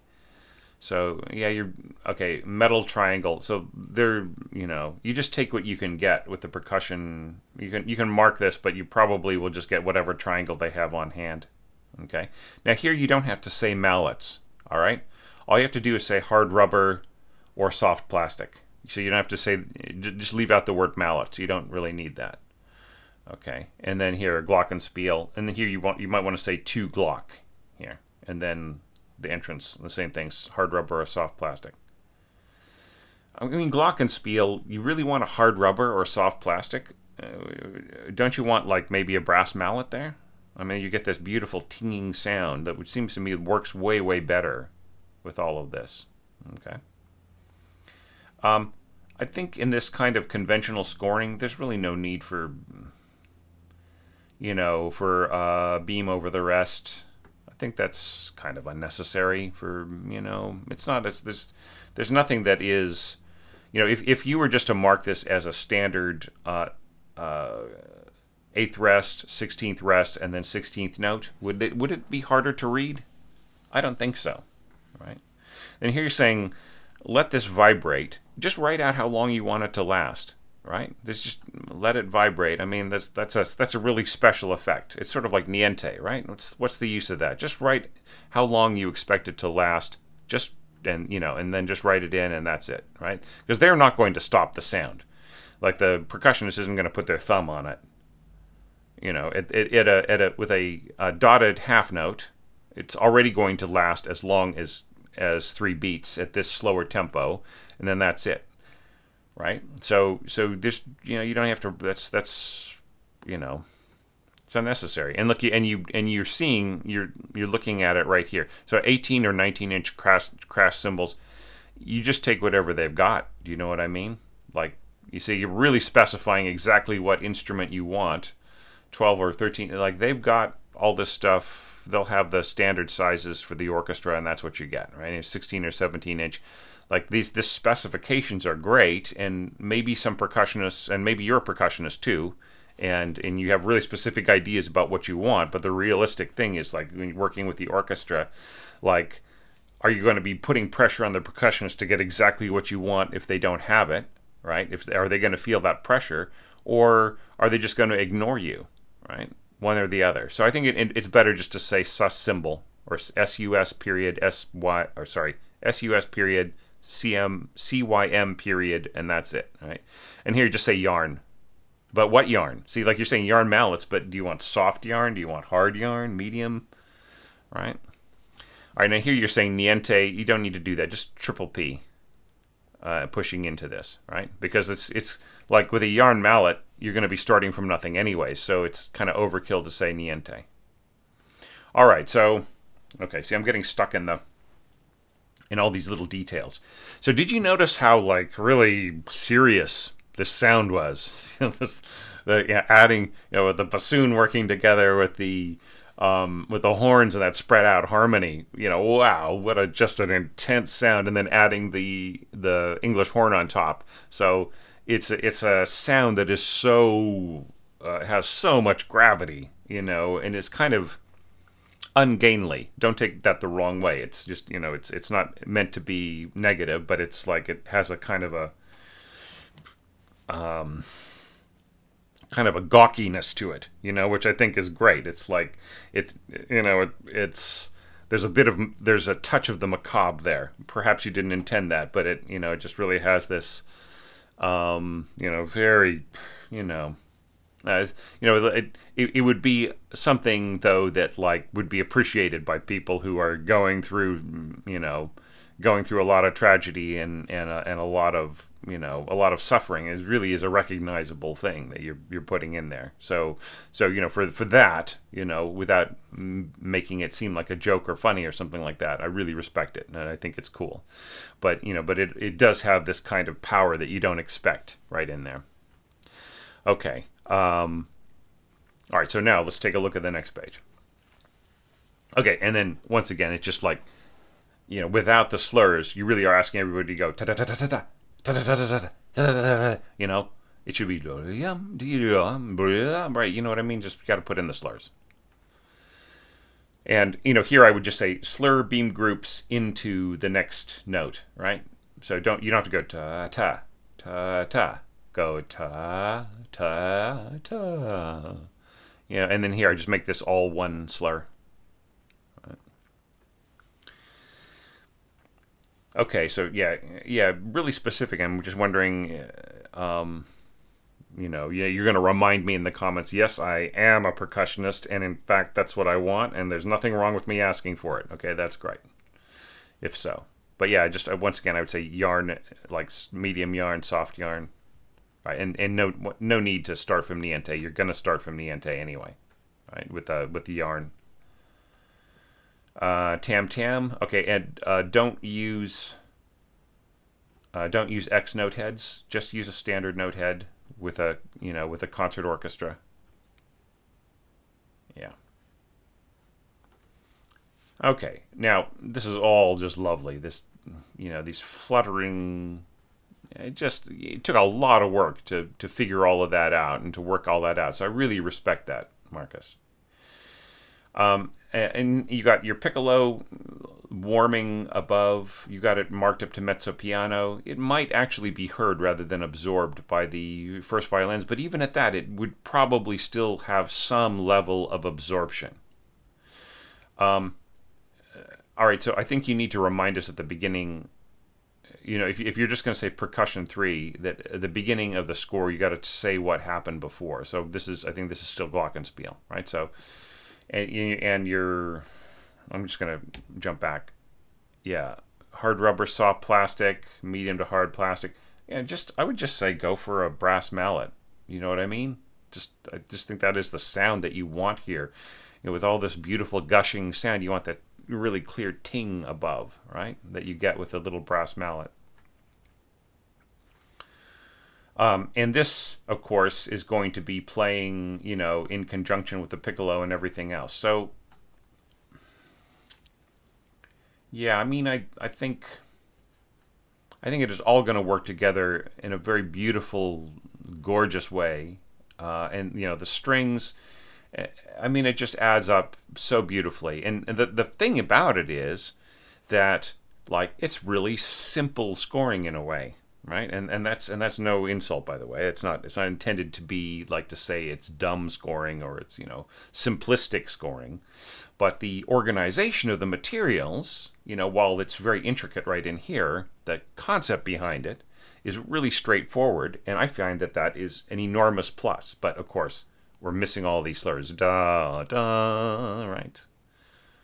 Same thing here. Da da. And what if it was down, up, down, up, down, up, down, up, down, up, down, up, up, down, up, down. See, like it. So a lot of this is already written out to work. But just add a slur here and there and there. Same thing with your piccolo part. Or you could even have like a really long, beautiful, gushy slur. You could slur over 2 bars or 4 bars or something like that. It's all easily playable for the piccolo player, mezzo piano. So yeah, just such a fun score. And then the contrabassoon working together, building on the double bass part. And then these horns coming in, yeah, definitely has to slur right in there. Da da da da. I mean, it just really. And then non-divisi, it's all playable real easily, non-divisi there. All right, so let's look at some balance issues, and then I think that's all I need to say on this score, because you just did such a great job, Marcus. All right, so mezzo piano in your winds, right? Piano in your strings. I would say that's fine, because there will be a lot of clarity here from all of the strings working together so clearly, and then the wind sort of fluttering around. However, were I to score this, I'd make everything the same. I'd make everything piano, because there's really no need for the, like this is piano, that's mezzo piano. What's going on here? I would just say make everything make everything piano, and then maybe add some nuance to it, right? So piano and then crescendo, piano crescendo, or piano with like little. You can put in little hairpins into this, so it's da da da. Or you could even start loud. Sorry, you could start louder and then get softer. So mezzo piano diminuendo on each one, right? But really, think of piano as being this whole world, right? Piano is this big world of nuance, right? And pianissimo is off to the edge, and mezzo piano is sort of sitting in the middle of this kind of starchy, not as interesting place. Piano is where it's at, right? And you're playing softly. It's a whole universe, okay, of nuance and subtlety and blending that you can't get away with forte. Just there's so many things going on there. So don't be afraid to just leave everybody piano, right? Now, as you start getting into this crescendo, right, here you're coming in with the horns. I think it's fine to have the horns at piano here. Now, if you're going to push this to mezzo forte, why are the, like this right in here, we're getting our flutters and we're getting this other information all the way up to forte, but your strings are mezzo forte, right? So that's very much unbalanced. And then, you're assuming that your glockenspiel is still going to be audible at the end here. So did you tell me that this was going to be vibraphone instead? But it doesn't matter. Like, actually, vibraphone would be way harder to hear. So let's assume that it is glockenspiel. Okay. Yeah, and then, yarn. What yarn? Soft, medium. Right, and then timpani. All right, so these timpani strokes are not going to last 12 beats long, right? Or they're not going to be that long. So I would say just mark this as a dotted quarter note, right? And then rests afterwards, right? Because it's just not going. I mean, unless these are rolls, right? But there's no sustain in the world that is going to keep the sound of this timpani going. All right, so I would say say piano sostenuto or SOS period, and then just mark a tenuto quarter dotted quarter notes across here, and that get rid of this. And then you say 2E, and you give the player way more time, right? If this is just a dotted quarter note, then they have all this time to just shift it back up to E. And of course, some players can do it on the fly, just follow one beat by the next. But are you going to be working? If you take this score to somebody, is that orchestra going to be a professional orchestra, or is it going to be a community orchestra or student orchestra even, right? So just build in things where it's easier on the player, whether no matter what your professional expectations are, possibly as a percussionist. Okay, so all right. So, but to get back to the whole thing of balance here, this is way out of balance, right? The horns are going to be louder than the strings, because they're both at the same dynamic, and the horns are normally louder, right? And then, of course, your contrabassoon is really at a disadvantage here, being mezzo forte and reaching up for that E, right? So I would say mark everybody forte except for your horns. Leave them at mezzo forte. And then that just solves all the problems. Boom. And you're fine.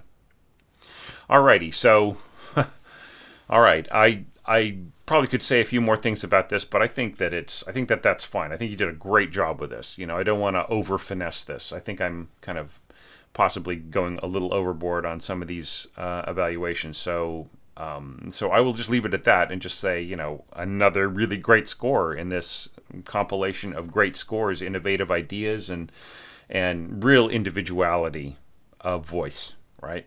That's possibly the highest compliment I could give to everybody. So, just really, I feel everybody is an individual coming from their own perspective and coming up with their own ideas. And that is so great. So speaking of which, let's go take a look at the next evaluation.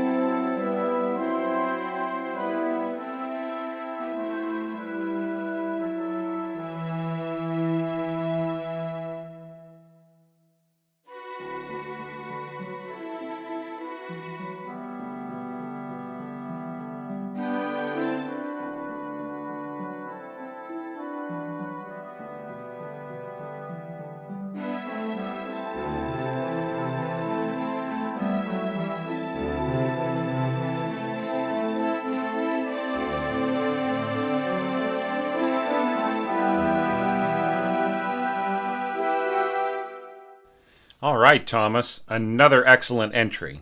I'm just so happy that you have decided to join these orchestration challenges, and I'm really hoping that you will stick with us for the next 3 years, because each year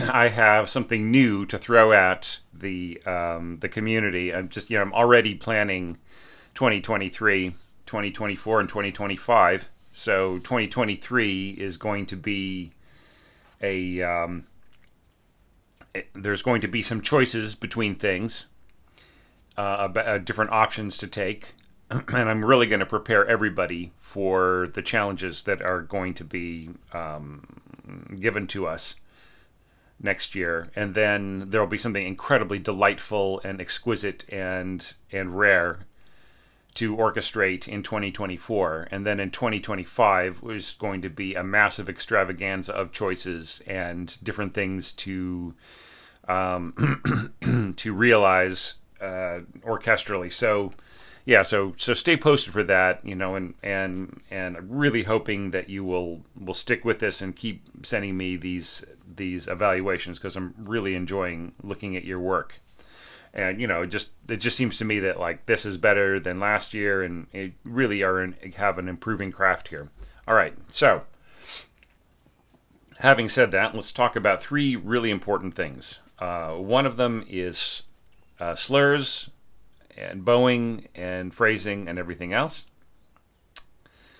Okay, another is dynamic proportions, right? Dynamic non sequiturs almost, right? What follows what else in a way that seems inevitable, that sort of supports the emotional arc.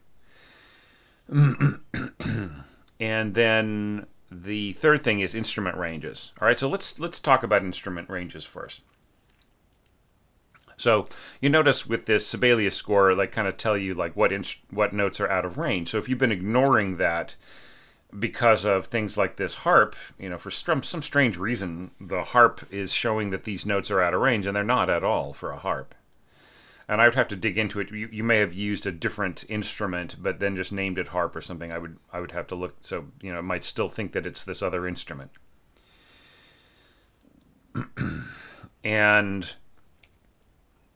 like the biggest problem here, I would say, in terms of instruments being out of range, would be this double bass part. It's just really high. It's just incredibly high. To have it double the cellos going all the way up to this middle C. I mean, it is possible. It's not unheard of, and it's not it's not completely beyond the ability. But the thing is that you got your cellos. Like, the cellos are strong enough in that register. They don't need any, and look, and you're doubling them with like bass trombone and bassoons. So I mean, what do the double basses really need to be doing there, right? Can't we just give this all to the cellos, and then maybe have the double basses play an octave lower, or have them like play a little bit of it or something else, right? I think you absolutely need to rethink this, because it's the kind of thing that that is like it's a less of a professional arranger's choice, right?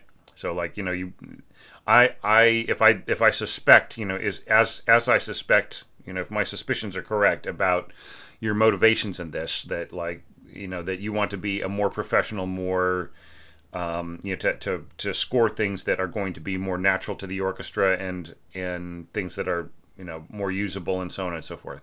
All right. Then here, like, you've got some bass trombone that is going up above middle C, and it's really difficult for the bass trombone player.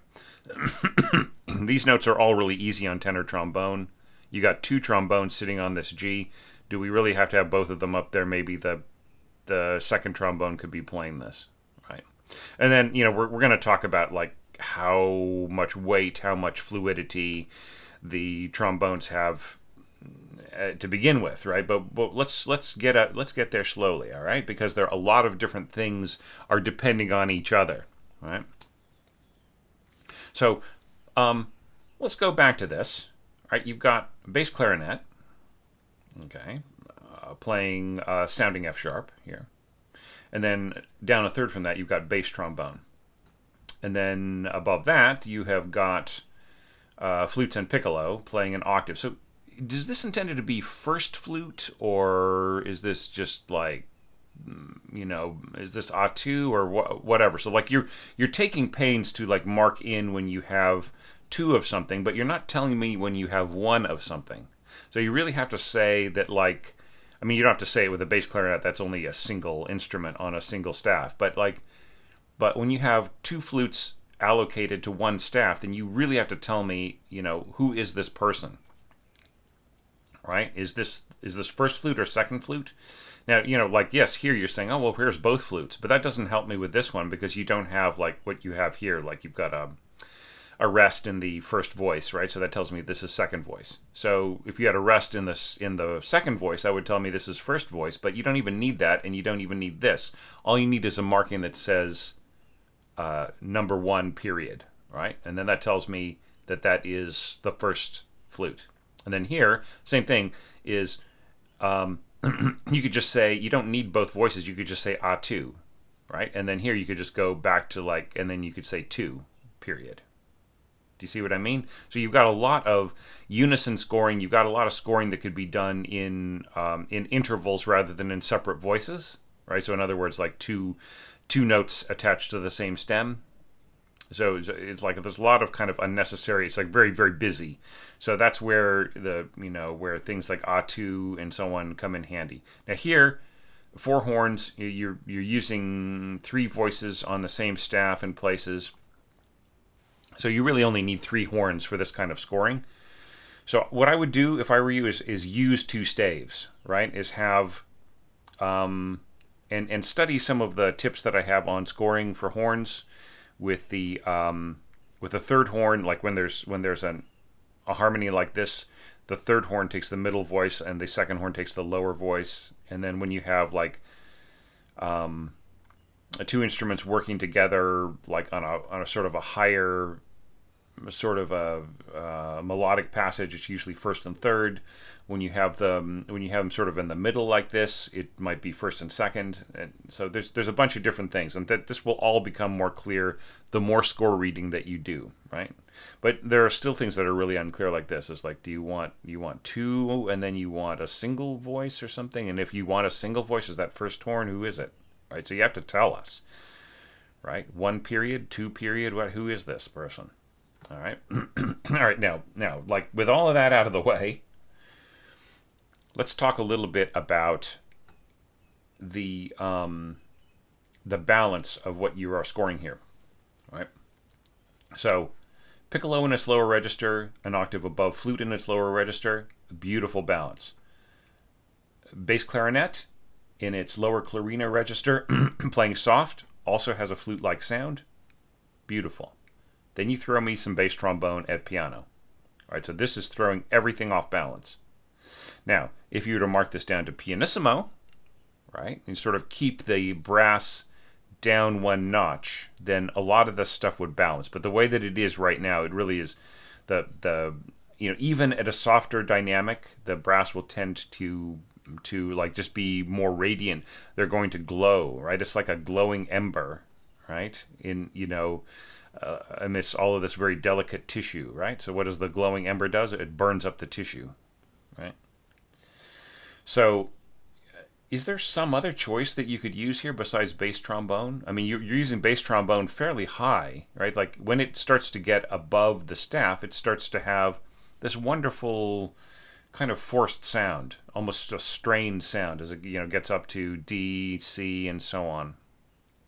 And I go all the way up to E, I think, or is it G in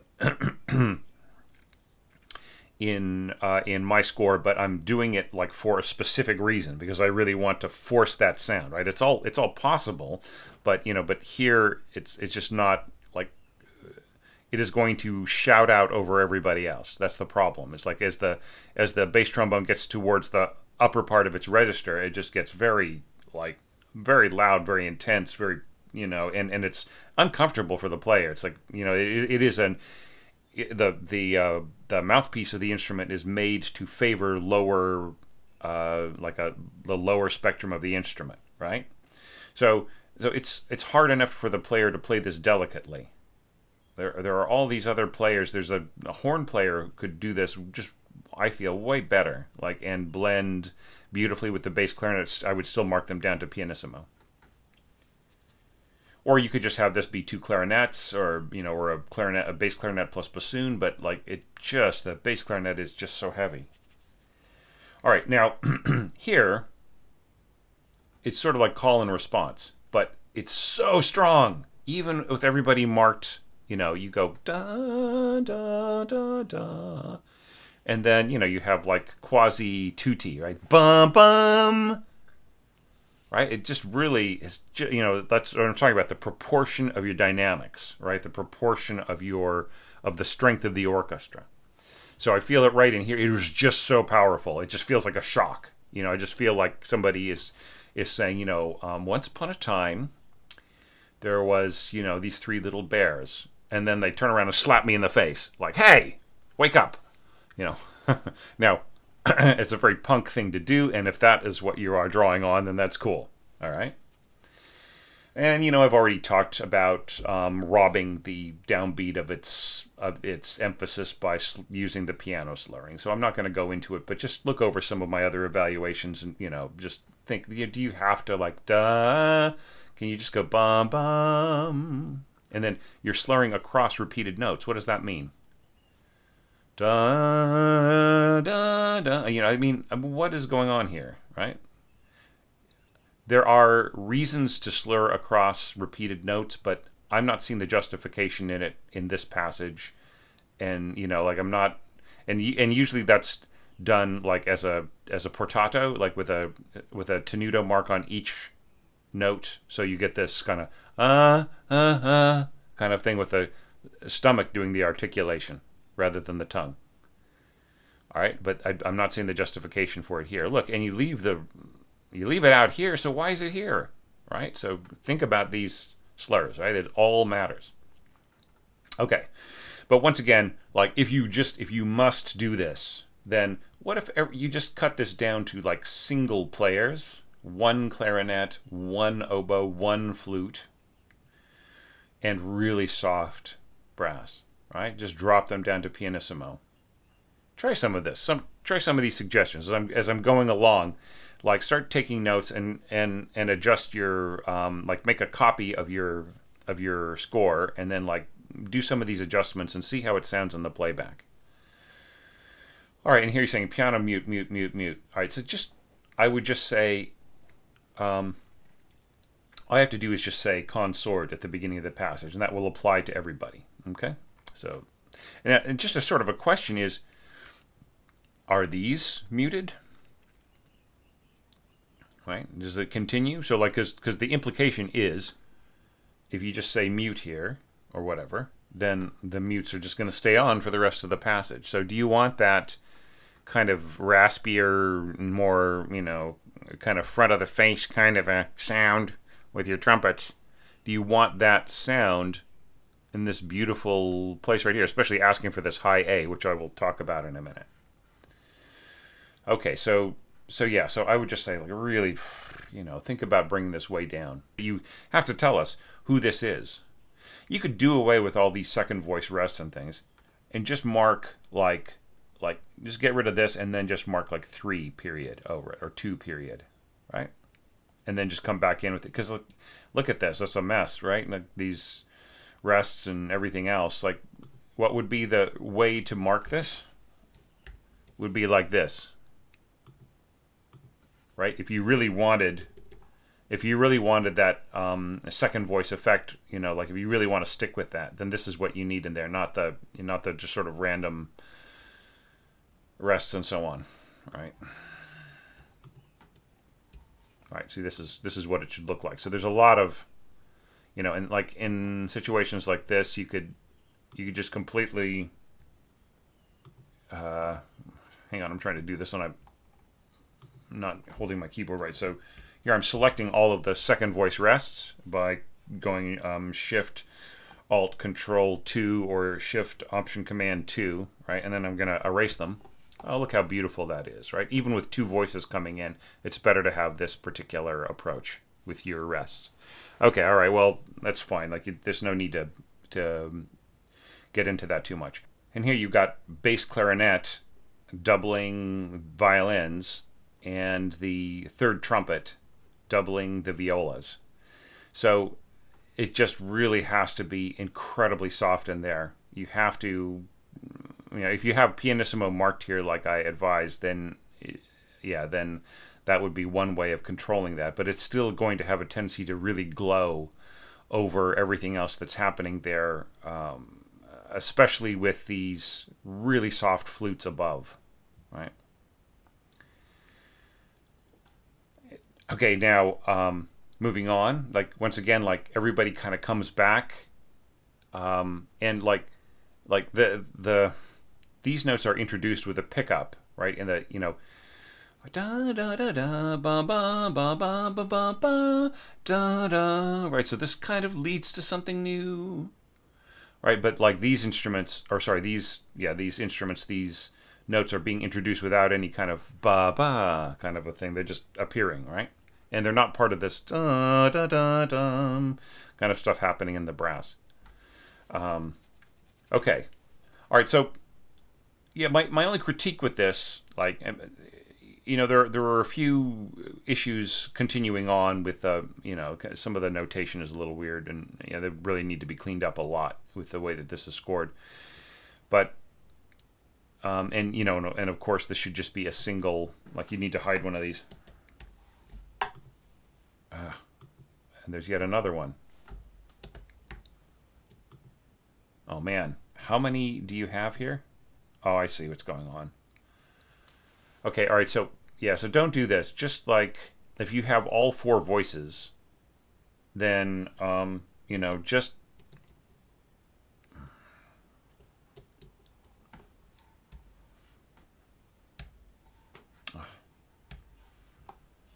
have something like this, right? Here, let's unhide that. Okay. And then just, right? Done.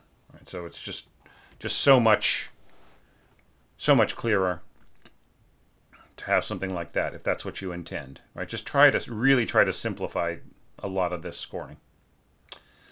All right, and of course, like with the way that you've got this doubling here, cellos, bass trombone. The bass trombone is just really all over the place in here, and it is such especially up here in this range, just like up in its tenor range. This is the province of the tenor trombone, the horn, right? It just really is that kind of sound. The bass trombone should really kind of be reserved more for notes like down here, like down on this low D and the E and so on and so forth, right? It's really out of its depth, literally. Right? And it's getting towards kind of rounder, more strained, difficult to control kind of notes up there. But now, having said that, like I know some bass trombone players who can play really delicately in their upper register, but they're you can't count on that. If your first experience as an orchestrator working with a live orchestra may be your community orchestra, and your trombonist might be like a band teacher who doesn't have enough time to keep his chops up, right? So and they might be a good player. They might know very, very well what they're not doing right in interpreting your score, but all the same, it's something that you just need to watch out for. Okay, all right. Okay, so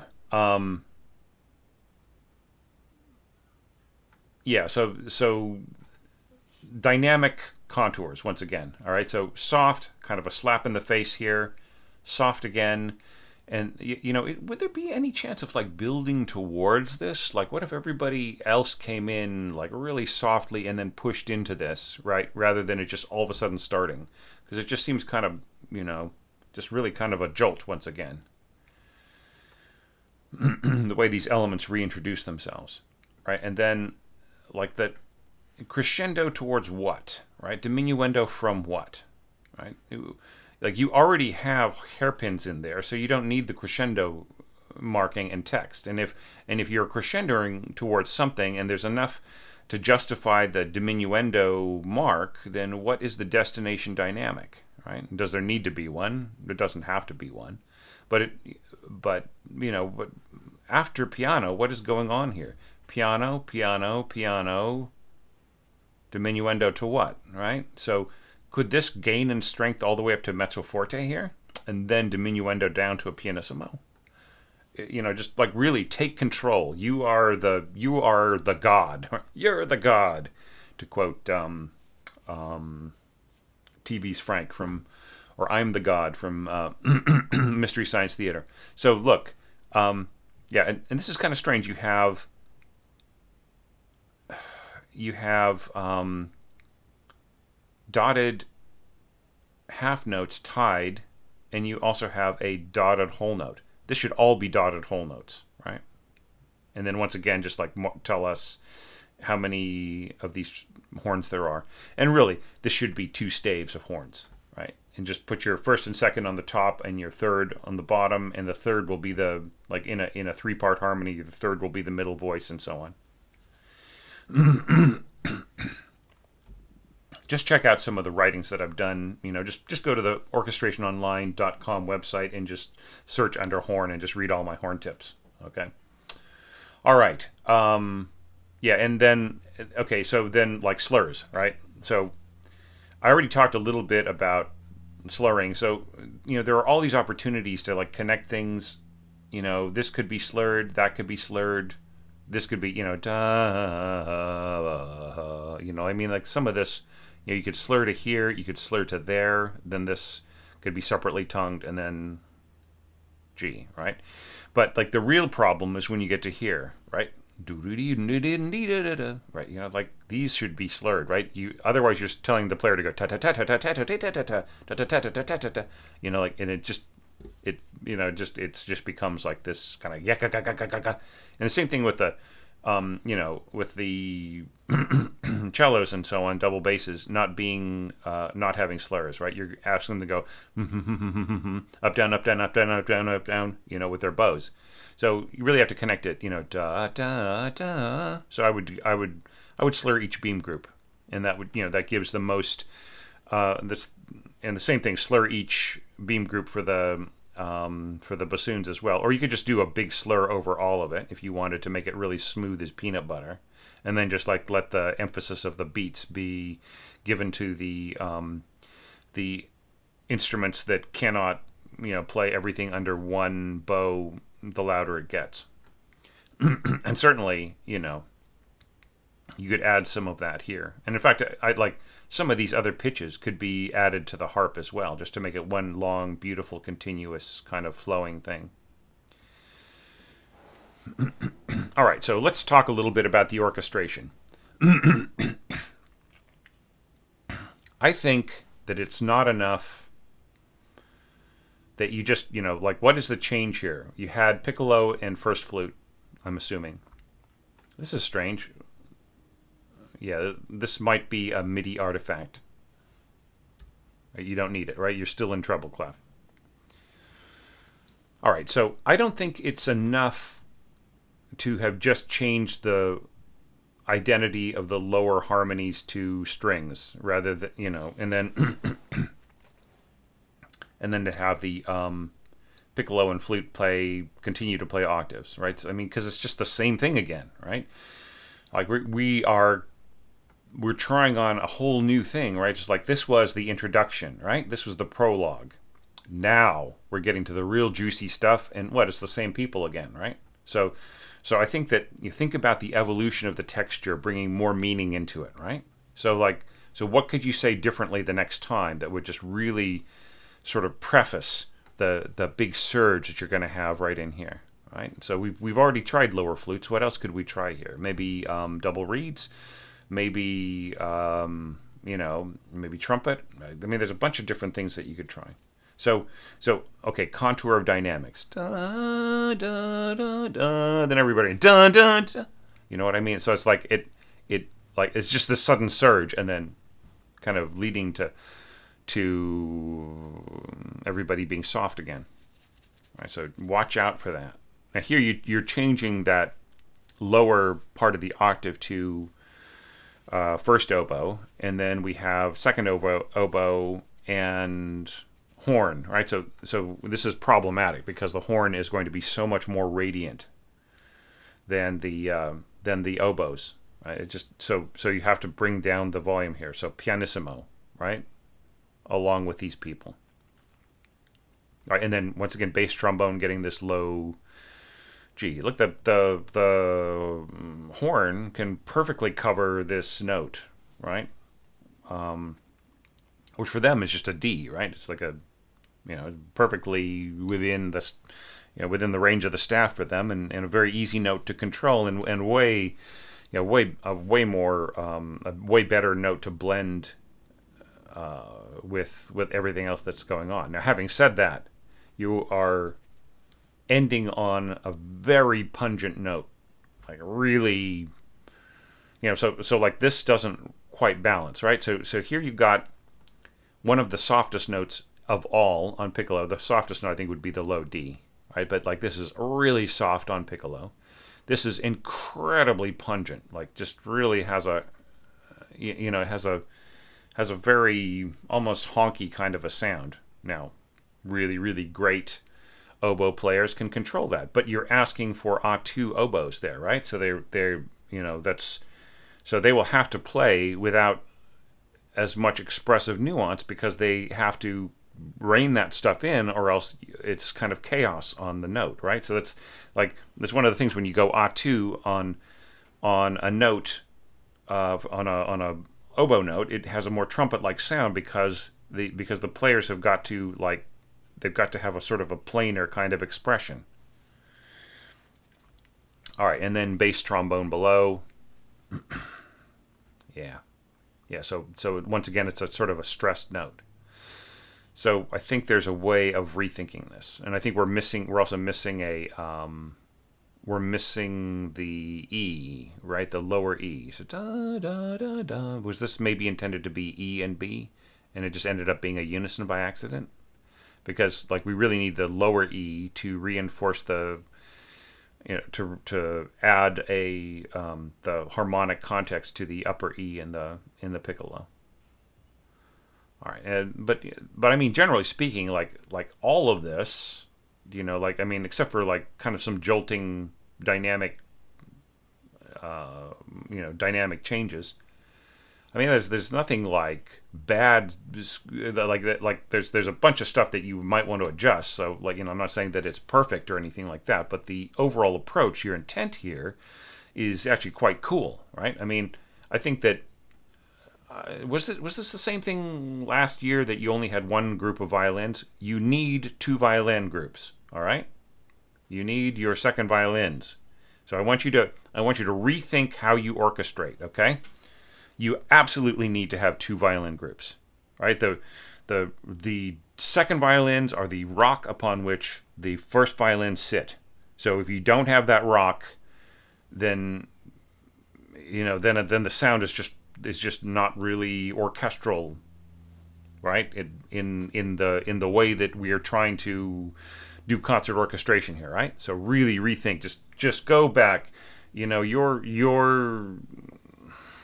Your assignment, your biggest assignment coming from this should just be to go and score read a bunch of things and see how second violin works with first violins, right?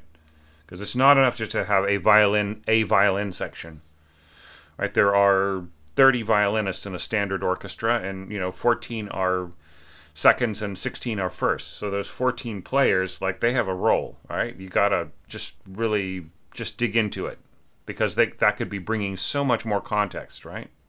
Could be correcting a lot of things that I might be talking about in a second. Okay, all right, so right in here, with everybody surging towards this bigger sound, and even from the beginning where you just have all these instruments playing together, the harp is going to disappear.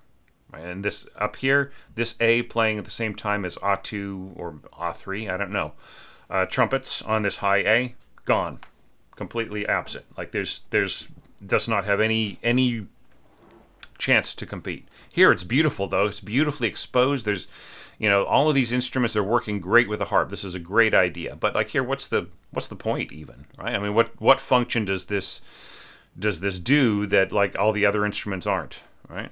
Just continue questioning that. Like the horns, right? Like they're basically playing the horn line, right in here, and that's, the horns are doing it fine. They don't need any help, and they'll squash the harp like a bug right in here. Okay, so we already talked about the double basses being out of range. Now let's talk about like another thing about bass trombone. Okay, so bass trombone was built for power. Okay, it wasn't necessarily written for grace. So here you have this beautiful, graceful line. It really is a beautiful bassoon line. And once again, like here you could just be saying like, here we could just like,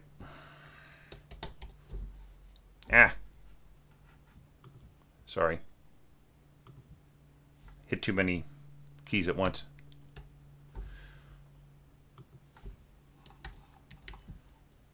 Right?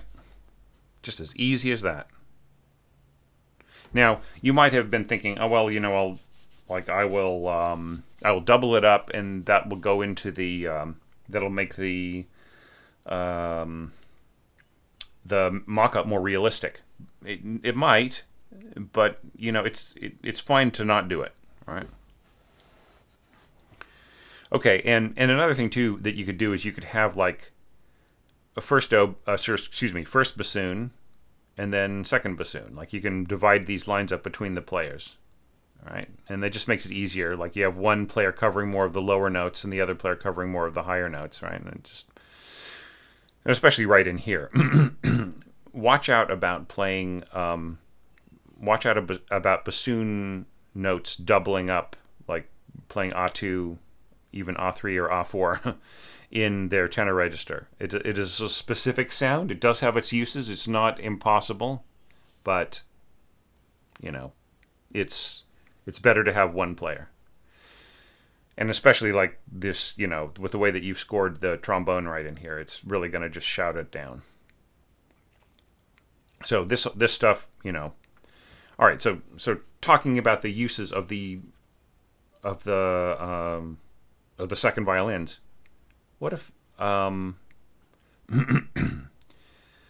this were second violins, and then the violas were playing along with the cellos as much as possible right in here, and then this were the cello line, right? It's all playable by cello, and then the double bass just did pluck on the downbeat or something. And you could just completely leave out the bass trombones, and you still get this beautiful line, right? Just add some slurs to the cello line, and maybe slur, like trade off between bassoonists and so on. All right. And I love the strength of the middle voice. Da da da da da da da da. Right. It's a little strange though that like here you like change, like you had to throw in this high A. So this A right here is also going to kill your piccolo. So all of this scoring right in here in piccolo is going to disappear, like because this is the softest register of the flute. It would be of the piccolo. It's just the same as the soft register of the flute, right? It has the same problems. You pay the same price. So this A will get completely obliterated by, pointing at the wrong thing, by this high A in the trumpets. And and I'd say the same thing is true of the English horn. What if we just didn't have the trumpet play this? Like, what if you got rid of that and just had the trumpets play this like an octave lower, or some other kind of support, right? And then having said that, like you're really kind of pushing higher and doing other things up here, and that's not supported by your first violins towards the end of the passage, right? So it's going to give it a sort of a very trebly sound up there, but it's not going to have a whole lot of depth in the strings up there, right? So there's just some things that there's some things you might need to fix with this. You might just sort of throw up your hands and say, oh, I'm just going to start over, or I'm just going to do the next challenge, or just orchestrate something else, and that's fine. But just think about some of those features, right? There's like the overall ideas that you have here, the approach and so on and so forth is actually pretty good. And just like I was mentioning in the last score and so on, like pretty much all of these entries are very individualistic. They really show a certain character of the orchestrator, and really have a lot of personality. And this one is no less, right? There's a lot of value in this. I don't want you to throw it away, get discouraged, blah blah blah. But just think about like some of the variables. You may be working with too many things at once, right? So getting a little too far out of your depth, right? But just think about all the different little things and how they would fix different things in your score, and then just adjust some of those things and see see if I was right about certain things as it sounds in the mock-up. And I might be totally wrong. You might think, oh, I just really prefer the way that I did this or that. Or you might say, oh, geez, now the mock-up sounds horrible, in which case maybe I'm still right, but the mock-up just isn't capable of figuring out what I'm saying. Or maybe I'm wrong. But just, think about certain things. A few other little things. Usually you don't have a poco poco crescendo hairpin across a tacit bar, or, about across like a group of rests like this. It'd be better to have like a hairpin going up to here and then come back in, like maybe mezzo piano here, crescendo to mezzo forte, or even just have a crescendo and you don't need to have a destination kind of a thing. Just destination dynamic right here. Okay, so, all right. That's enough tweaking with this score. You just take it from there, Thomas. I'm so glad, once again, that you contributed to this challenge. It's really great to see your efforts in this regard, and I want to see you over the next 3 years, and I want to see where you take this, okay? And keep doing your own experiments and your own orchestrations of other works and so on and so forth. Maybe check out some of the previous challenges and orchestrate something from them, and then look at some of the comments that I made on other scores, or maybe orchestrate something that I orchestrated in one of my piano to orchestra exercises, and then compare it to my results. That kind of thing, right? There are a bunch of different things that you could do to increase your chops, and I think you do have something worth pursuing here, so please do pursue it. All right, now, on to the very last evaluation in this, what is turning out to be a very long set of evaluations.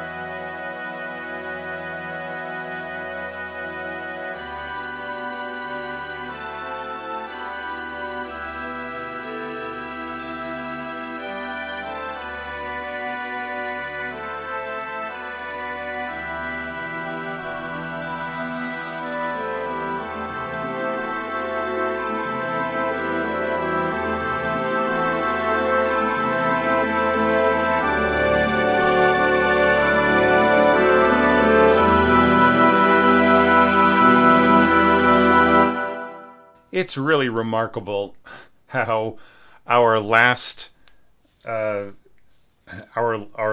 score from this compilation has just as much personality as the first score, and they all really had very strong individual personalities all the way through. And of course that takes so much more time to evaluate. but all the same, it's really, really fun. I mean, don't get me wrong at all. I'm just really having a blast here. So hopefully this one won't take like 40 minutes like the last evaluation, which, I mean, I didn't mind doing, but I'm just worried about drawing this whole process out unnecessarily, as it might be for some viewers. So, but I will just keep talking about everything that needs to be talked about, and hoping that helps everybody. So, just an overall comment about the approach that you took here, Michael. And that is, you are going for very complex and very subtle textures, all kind of working together. And I love this. This is just so amazing, so fun. This is one of those, I mean, all of these, I would wish that all of these would get a listen to by various people, but especially I would be interested to hear what Violina thought of this particular score, as it really just is so different from the original piano score. It really has evolved the material in so many ways. And I encouraged that from the very beginning, that people should try to try to go ahead and just evolve the material in any way that they saw fit, just because the material itself, the basic nuts and bolts of it are so very simple. So one of the problems, though, is that you've set up these beautiful bell-like resonances. It's just really kind of favoring certain beautifully high-pitched, kind of dreamy sounds. And the effect that has is that it really is absorbing the sound of the glockenspiel, right? And to a degree, the harp and celesta and so on. Right? Just like, have you noticed, like, you can't really hear them very well in the mock-up until like right in here where the texture really simplifies and the functions really simplify, right? And then this comes out really, really nicely. Yeah, so by the way, this is sort of reversed. It should be the harp on top and the celesta on the bottom. Okay, so yeah, so you can see like this, some of the kind of higher pitched glistening kind of sounds. I mean, you already have glistening sounds up here, so they're getting kind of swallowed up. All right, so that's like the first thing to think about. So does that mean that you need to mark your bell percussion a little bit louder? Possibly. The harp certainly could be up to mezzo piano or louder. The bassoon does not need to be pianissimo. I see that you're sort of matching it to the horns because of similarity in function, but it is a wind instrument, and it is going to be naturally softer than the horns. So it should be piano, not pianissimo. Well, having said that, I have to say that your mock-up, the English horn in your mock-up is really quite pronounced. Maybe you have pushed it up in the mix or something like that. So I would say this, the way to get around that is to just add some nuances, da da da ba ba ba. You just really, give it a push into it with some hairpins and come out of it, right? You can give it more nuances. I mean, you're giving these nuances and these, right? So why not here? It would just make more sense, I feel. And then the harp, start at mezzo piano or mezzo forte crescendo, right? And the same thing here, pianissimo. So the celesta at its loudest is mezzo piano. So you might as well tell it to play mezzo piano or mezzo forte or whatever. Its mezzo forte or forte will sound mezzo piano for the rest of the orchestra. So you might as well mark it louder, right? And the same thing with the harp overall, right? And then you would see those textures start to come out a little bit. Now, glockenspiel just has a wider range of dynamics. It can go up to an orchestral forte, or even fortissimo. I think if you're using hard plastic mallets and you're just really smacking it, like you can get but it's a very ugly sound. So I would say go ahead and mark your glockenspiel the same as the harp and the celesta. Right? Just have everything come up in the, have it, just try to make it more of a foreground sound.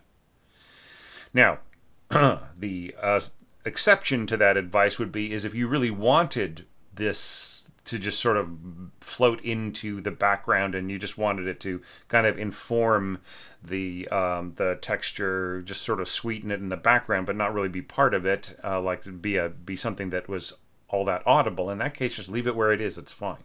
But that's the effect that you're going to get. All right, now here you are asking the clarinets to play in octaves with the flutes a further octave on top, right, or the first flute. And so you are really going to get a very resonant kind of reedy kind of a sound, like a reed organ. If you've ever played one of those, like the real cheap ones that plug into the wall and sort of run off of a little fan motor blowing across these little reeds that you open up by pressing down on the keys, right? So it's going to have that kind of a sound stacked in octave, especially with the flutes on top, right? So, just the question is, like, what does that actually sound like? Not as a, not in a mock-up, but in a regular orchestral sound. And the answer is quite pungent, Now you're not really pushing it that much, so the effect is going to be more subtle, and you are doubling some of those pitches, or harmonizing those pitches with strings inside, right? So it is going to have a sort of a softening effect. It's going to take some of the edge off. I know you're thinking about these things, so I'm just discussing it on that level, right? So just be careful, right? Because it is a sort of can set people's teeth on edge, and and especially if you're working with players who are less experienced, right? If you have let's say you have a fairly good working musician kind of first clarinetist, but you've got their student on second clarinet, right? So that's the overtones from the second clarinet can mess up what's going on in the first clarinet and the flute above, right? It can just, like, if they're off a little, then then you kind of lose some of the unity, and that it's just asking for more problems. But just intricate, beautiful, atmospheric writing. And now, I will say one thing, that there's a tendency, like along with all of the real delicate interacting lines, you have like a kind of continuous, very grounded harmony, like these clarinets, the violas and cellos, and then here with the horns coming in, and so on. So like there's a tendency for that to weigh down the kind of the beauty and the freedom and the fluidity of the motion and everything else, right? So that's something that you might possibly want to think about, not necessarily fixing in this score as if it were something wrong or a problem, but like if you're really pursuing this style of scoring in your own original music, or maybe film score that you're working on or something like that, you might want to watch out about how you add that kind of static harmony when you have the kind of the floaty, all the things that are floating around it are getting pulled below the surface a little bit, dragged down a little bit. Okay, I like this right here. What if this was portato? What if this were instead of it was right? Just connect it with a slur, and you get that kind of push from the stomach. And then the same thing here, right? And then I just feel that that's more human, right? More human, more humane. This is nice, little roll, higher timpani roll. Okay. Now, just keep in mind, like you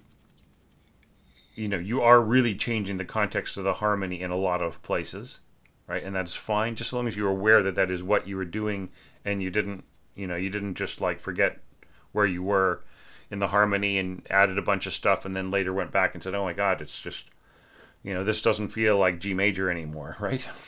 Okay, so just as long as you really are aware of that, then all is cool, right? It's all intentional reinterpretation, That's nice. All right, so and then I think generally speaking, the slurring, everybody's slurs are okay, but I would make these, I would make the strings a little shorter, the shorter slurs, and also think about what you're doing when you slur over repeated notes, right? I mean, you don't even need a slur here. Just as long as it were, you say piano legato, right? And just go da, da. So like down, up, down, up, down, up, down, right? And I mean, there are a bunch of different ways of doing this, but try not to slur over repeated notes unless you really know what you want, right? Unless that is really intentional effect. All right, because otherwise you're just saying, oh, well, that's just piano. It's just a piano phrase, right? But that's not what the players need from you. They need you to, to decide how you want their instrument to sound, from the perspective of a player. All right, the same thing here, Why slur over repeated notes? I think I'm going to have to make another 12. I have to make another 12 common orchestration or common scoring errors, but really, please, I really mentioned that people should watch that. I'm seeing a lot of errors that I mentioned in that video. I feel like maybe people didn't absorb it, or maybe they didn't watch it, or something like that. So please watch that video. Okay. All right. So and these of course could be slurred. Da da da da da, and then tongue this one, and then ending there. Okay, and this is really nice. The third and fourth working together as partners, and the first and second playing octaves. Just really, really nice horn scoring there. All right, and did you notice that the oboes absorbed the sound of the glockenspiel here? Right. So I mean, how do you get out of that? You got to mark up your glockenspiel. It's got to be a little bit louder, or just accept that it's going to be absorbed. All right. Now, just what I was saying before. Here you're saying leggero. All right, but have you considered that this could be slurred staccato? Yeah.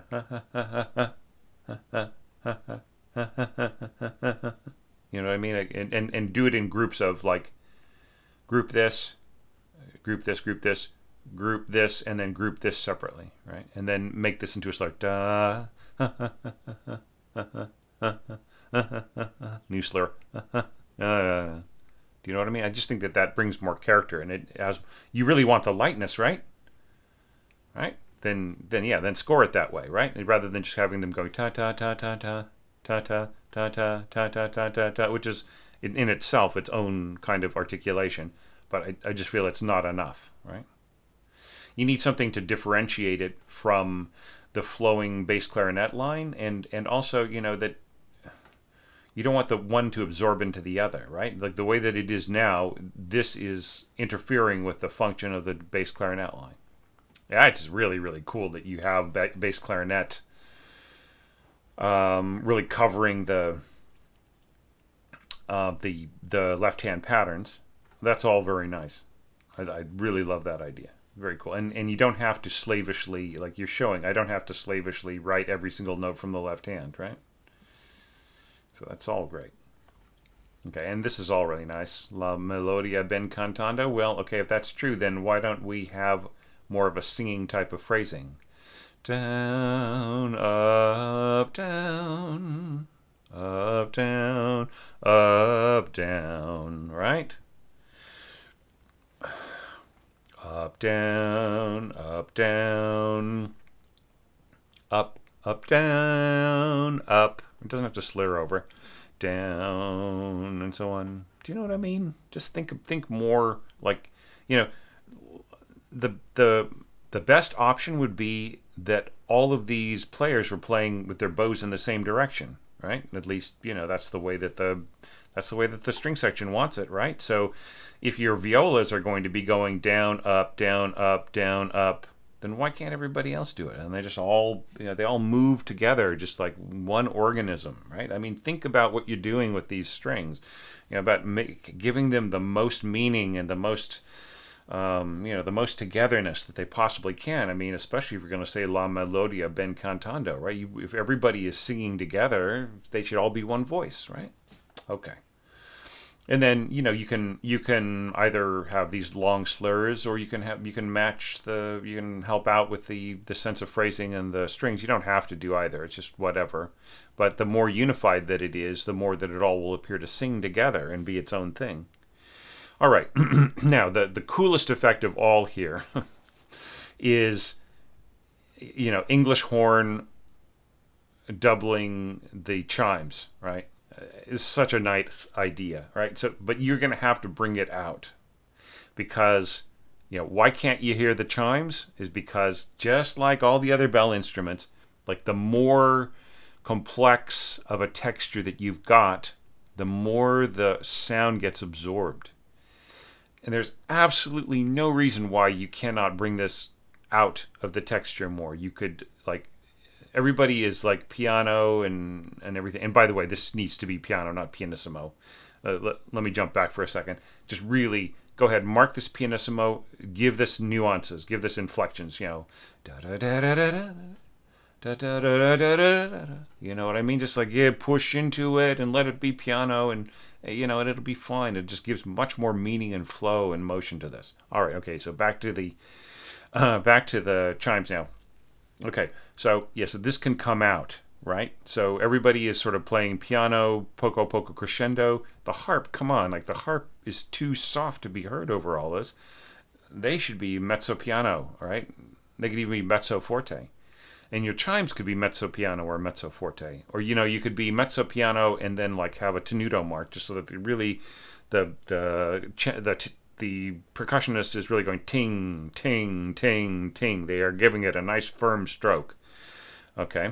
And then you also have to think that the chimes have got pedals, just like just like vibes, right? So do you want this to be overlapping pedal? Do you want it to be one long, do you want just to have everything under one, the whole bar just kind of chime into the next thing?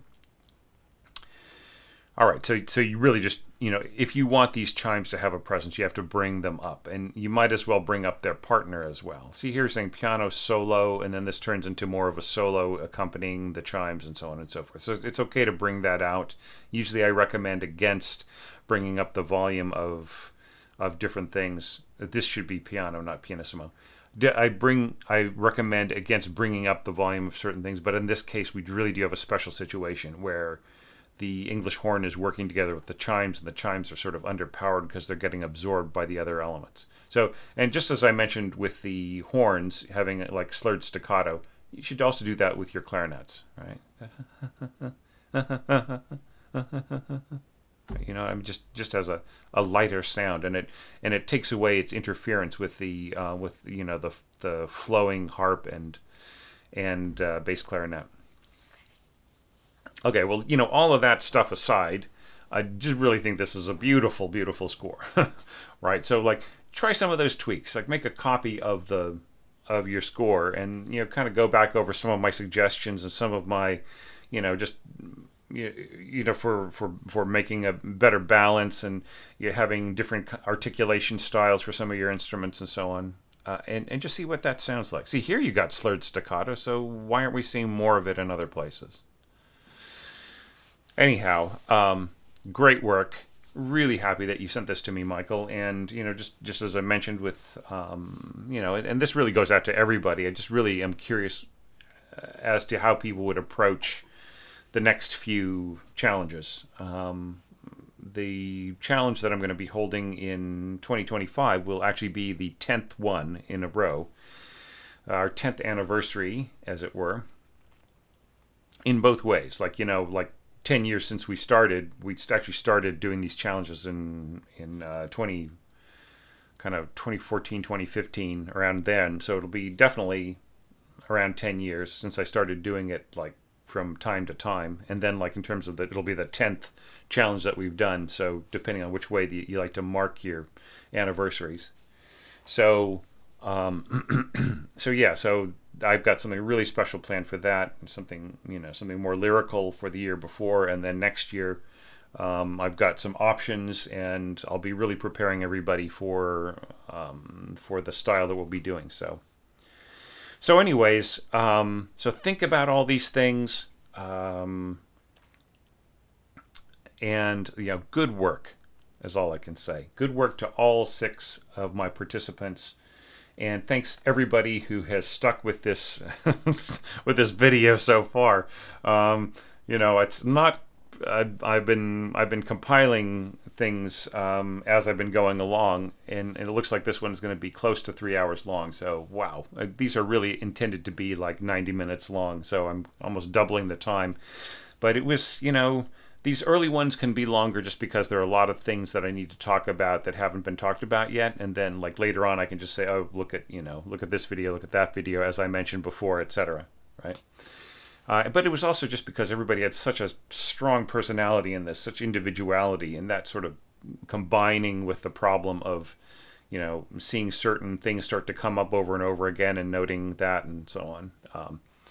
So anyways, you all did great. I'm so happy with the the quality and intensity and commitment that everybody has shown in this. And I also want to thank everybody who has been really good about leaving comments below these. I mean, what would make me the happiest is that if everybody in this video were to comment on everybody else's scores in this video, right? And if we could just keep that thing going, like, that would be like a common thing. Like, you just knew that if you were going to be in one of these compilations, that you would really pay attention to everybody else's scores as you watched the whole video, and then you commented on them as you went. Like, just as you're watching, like, just start making a comment saying, oh wow, I really liked XYZ, and then you just keep going and so on. Then and then after that, you can just tell me how wrong I was to critique to say that you did something wrong in your score.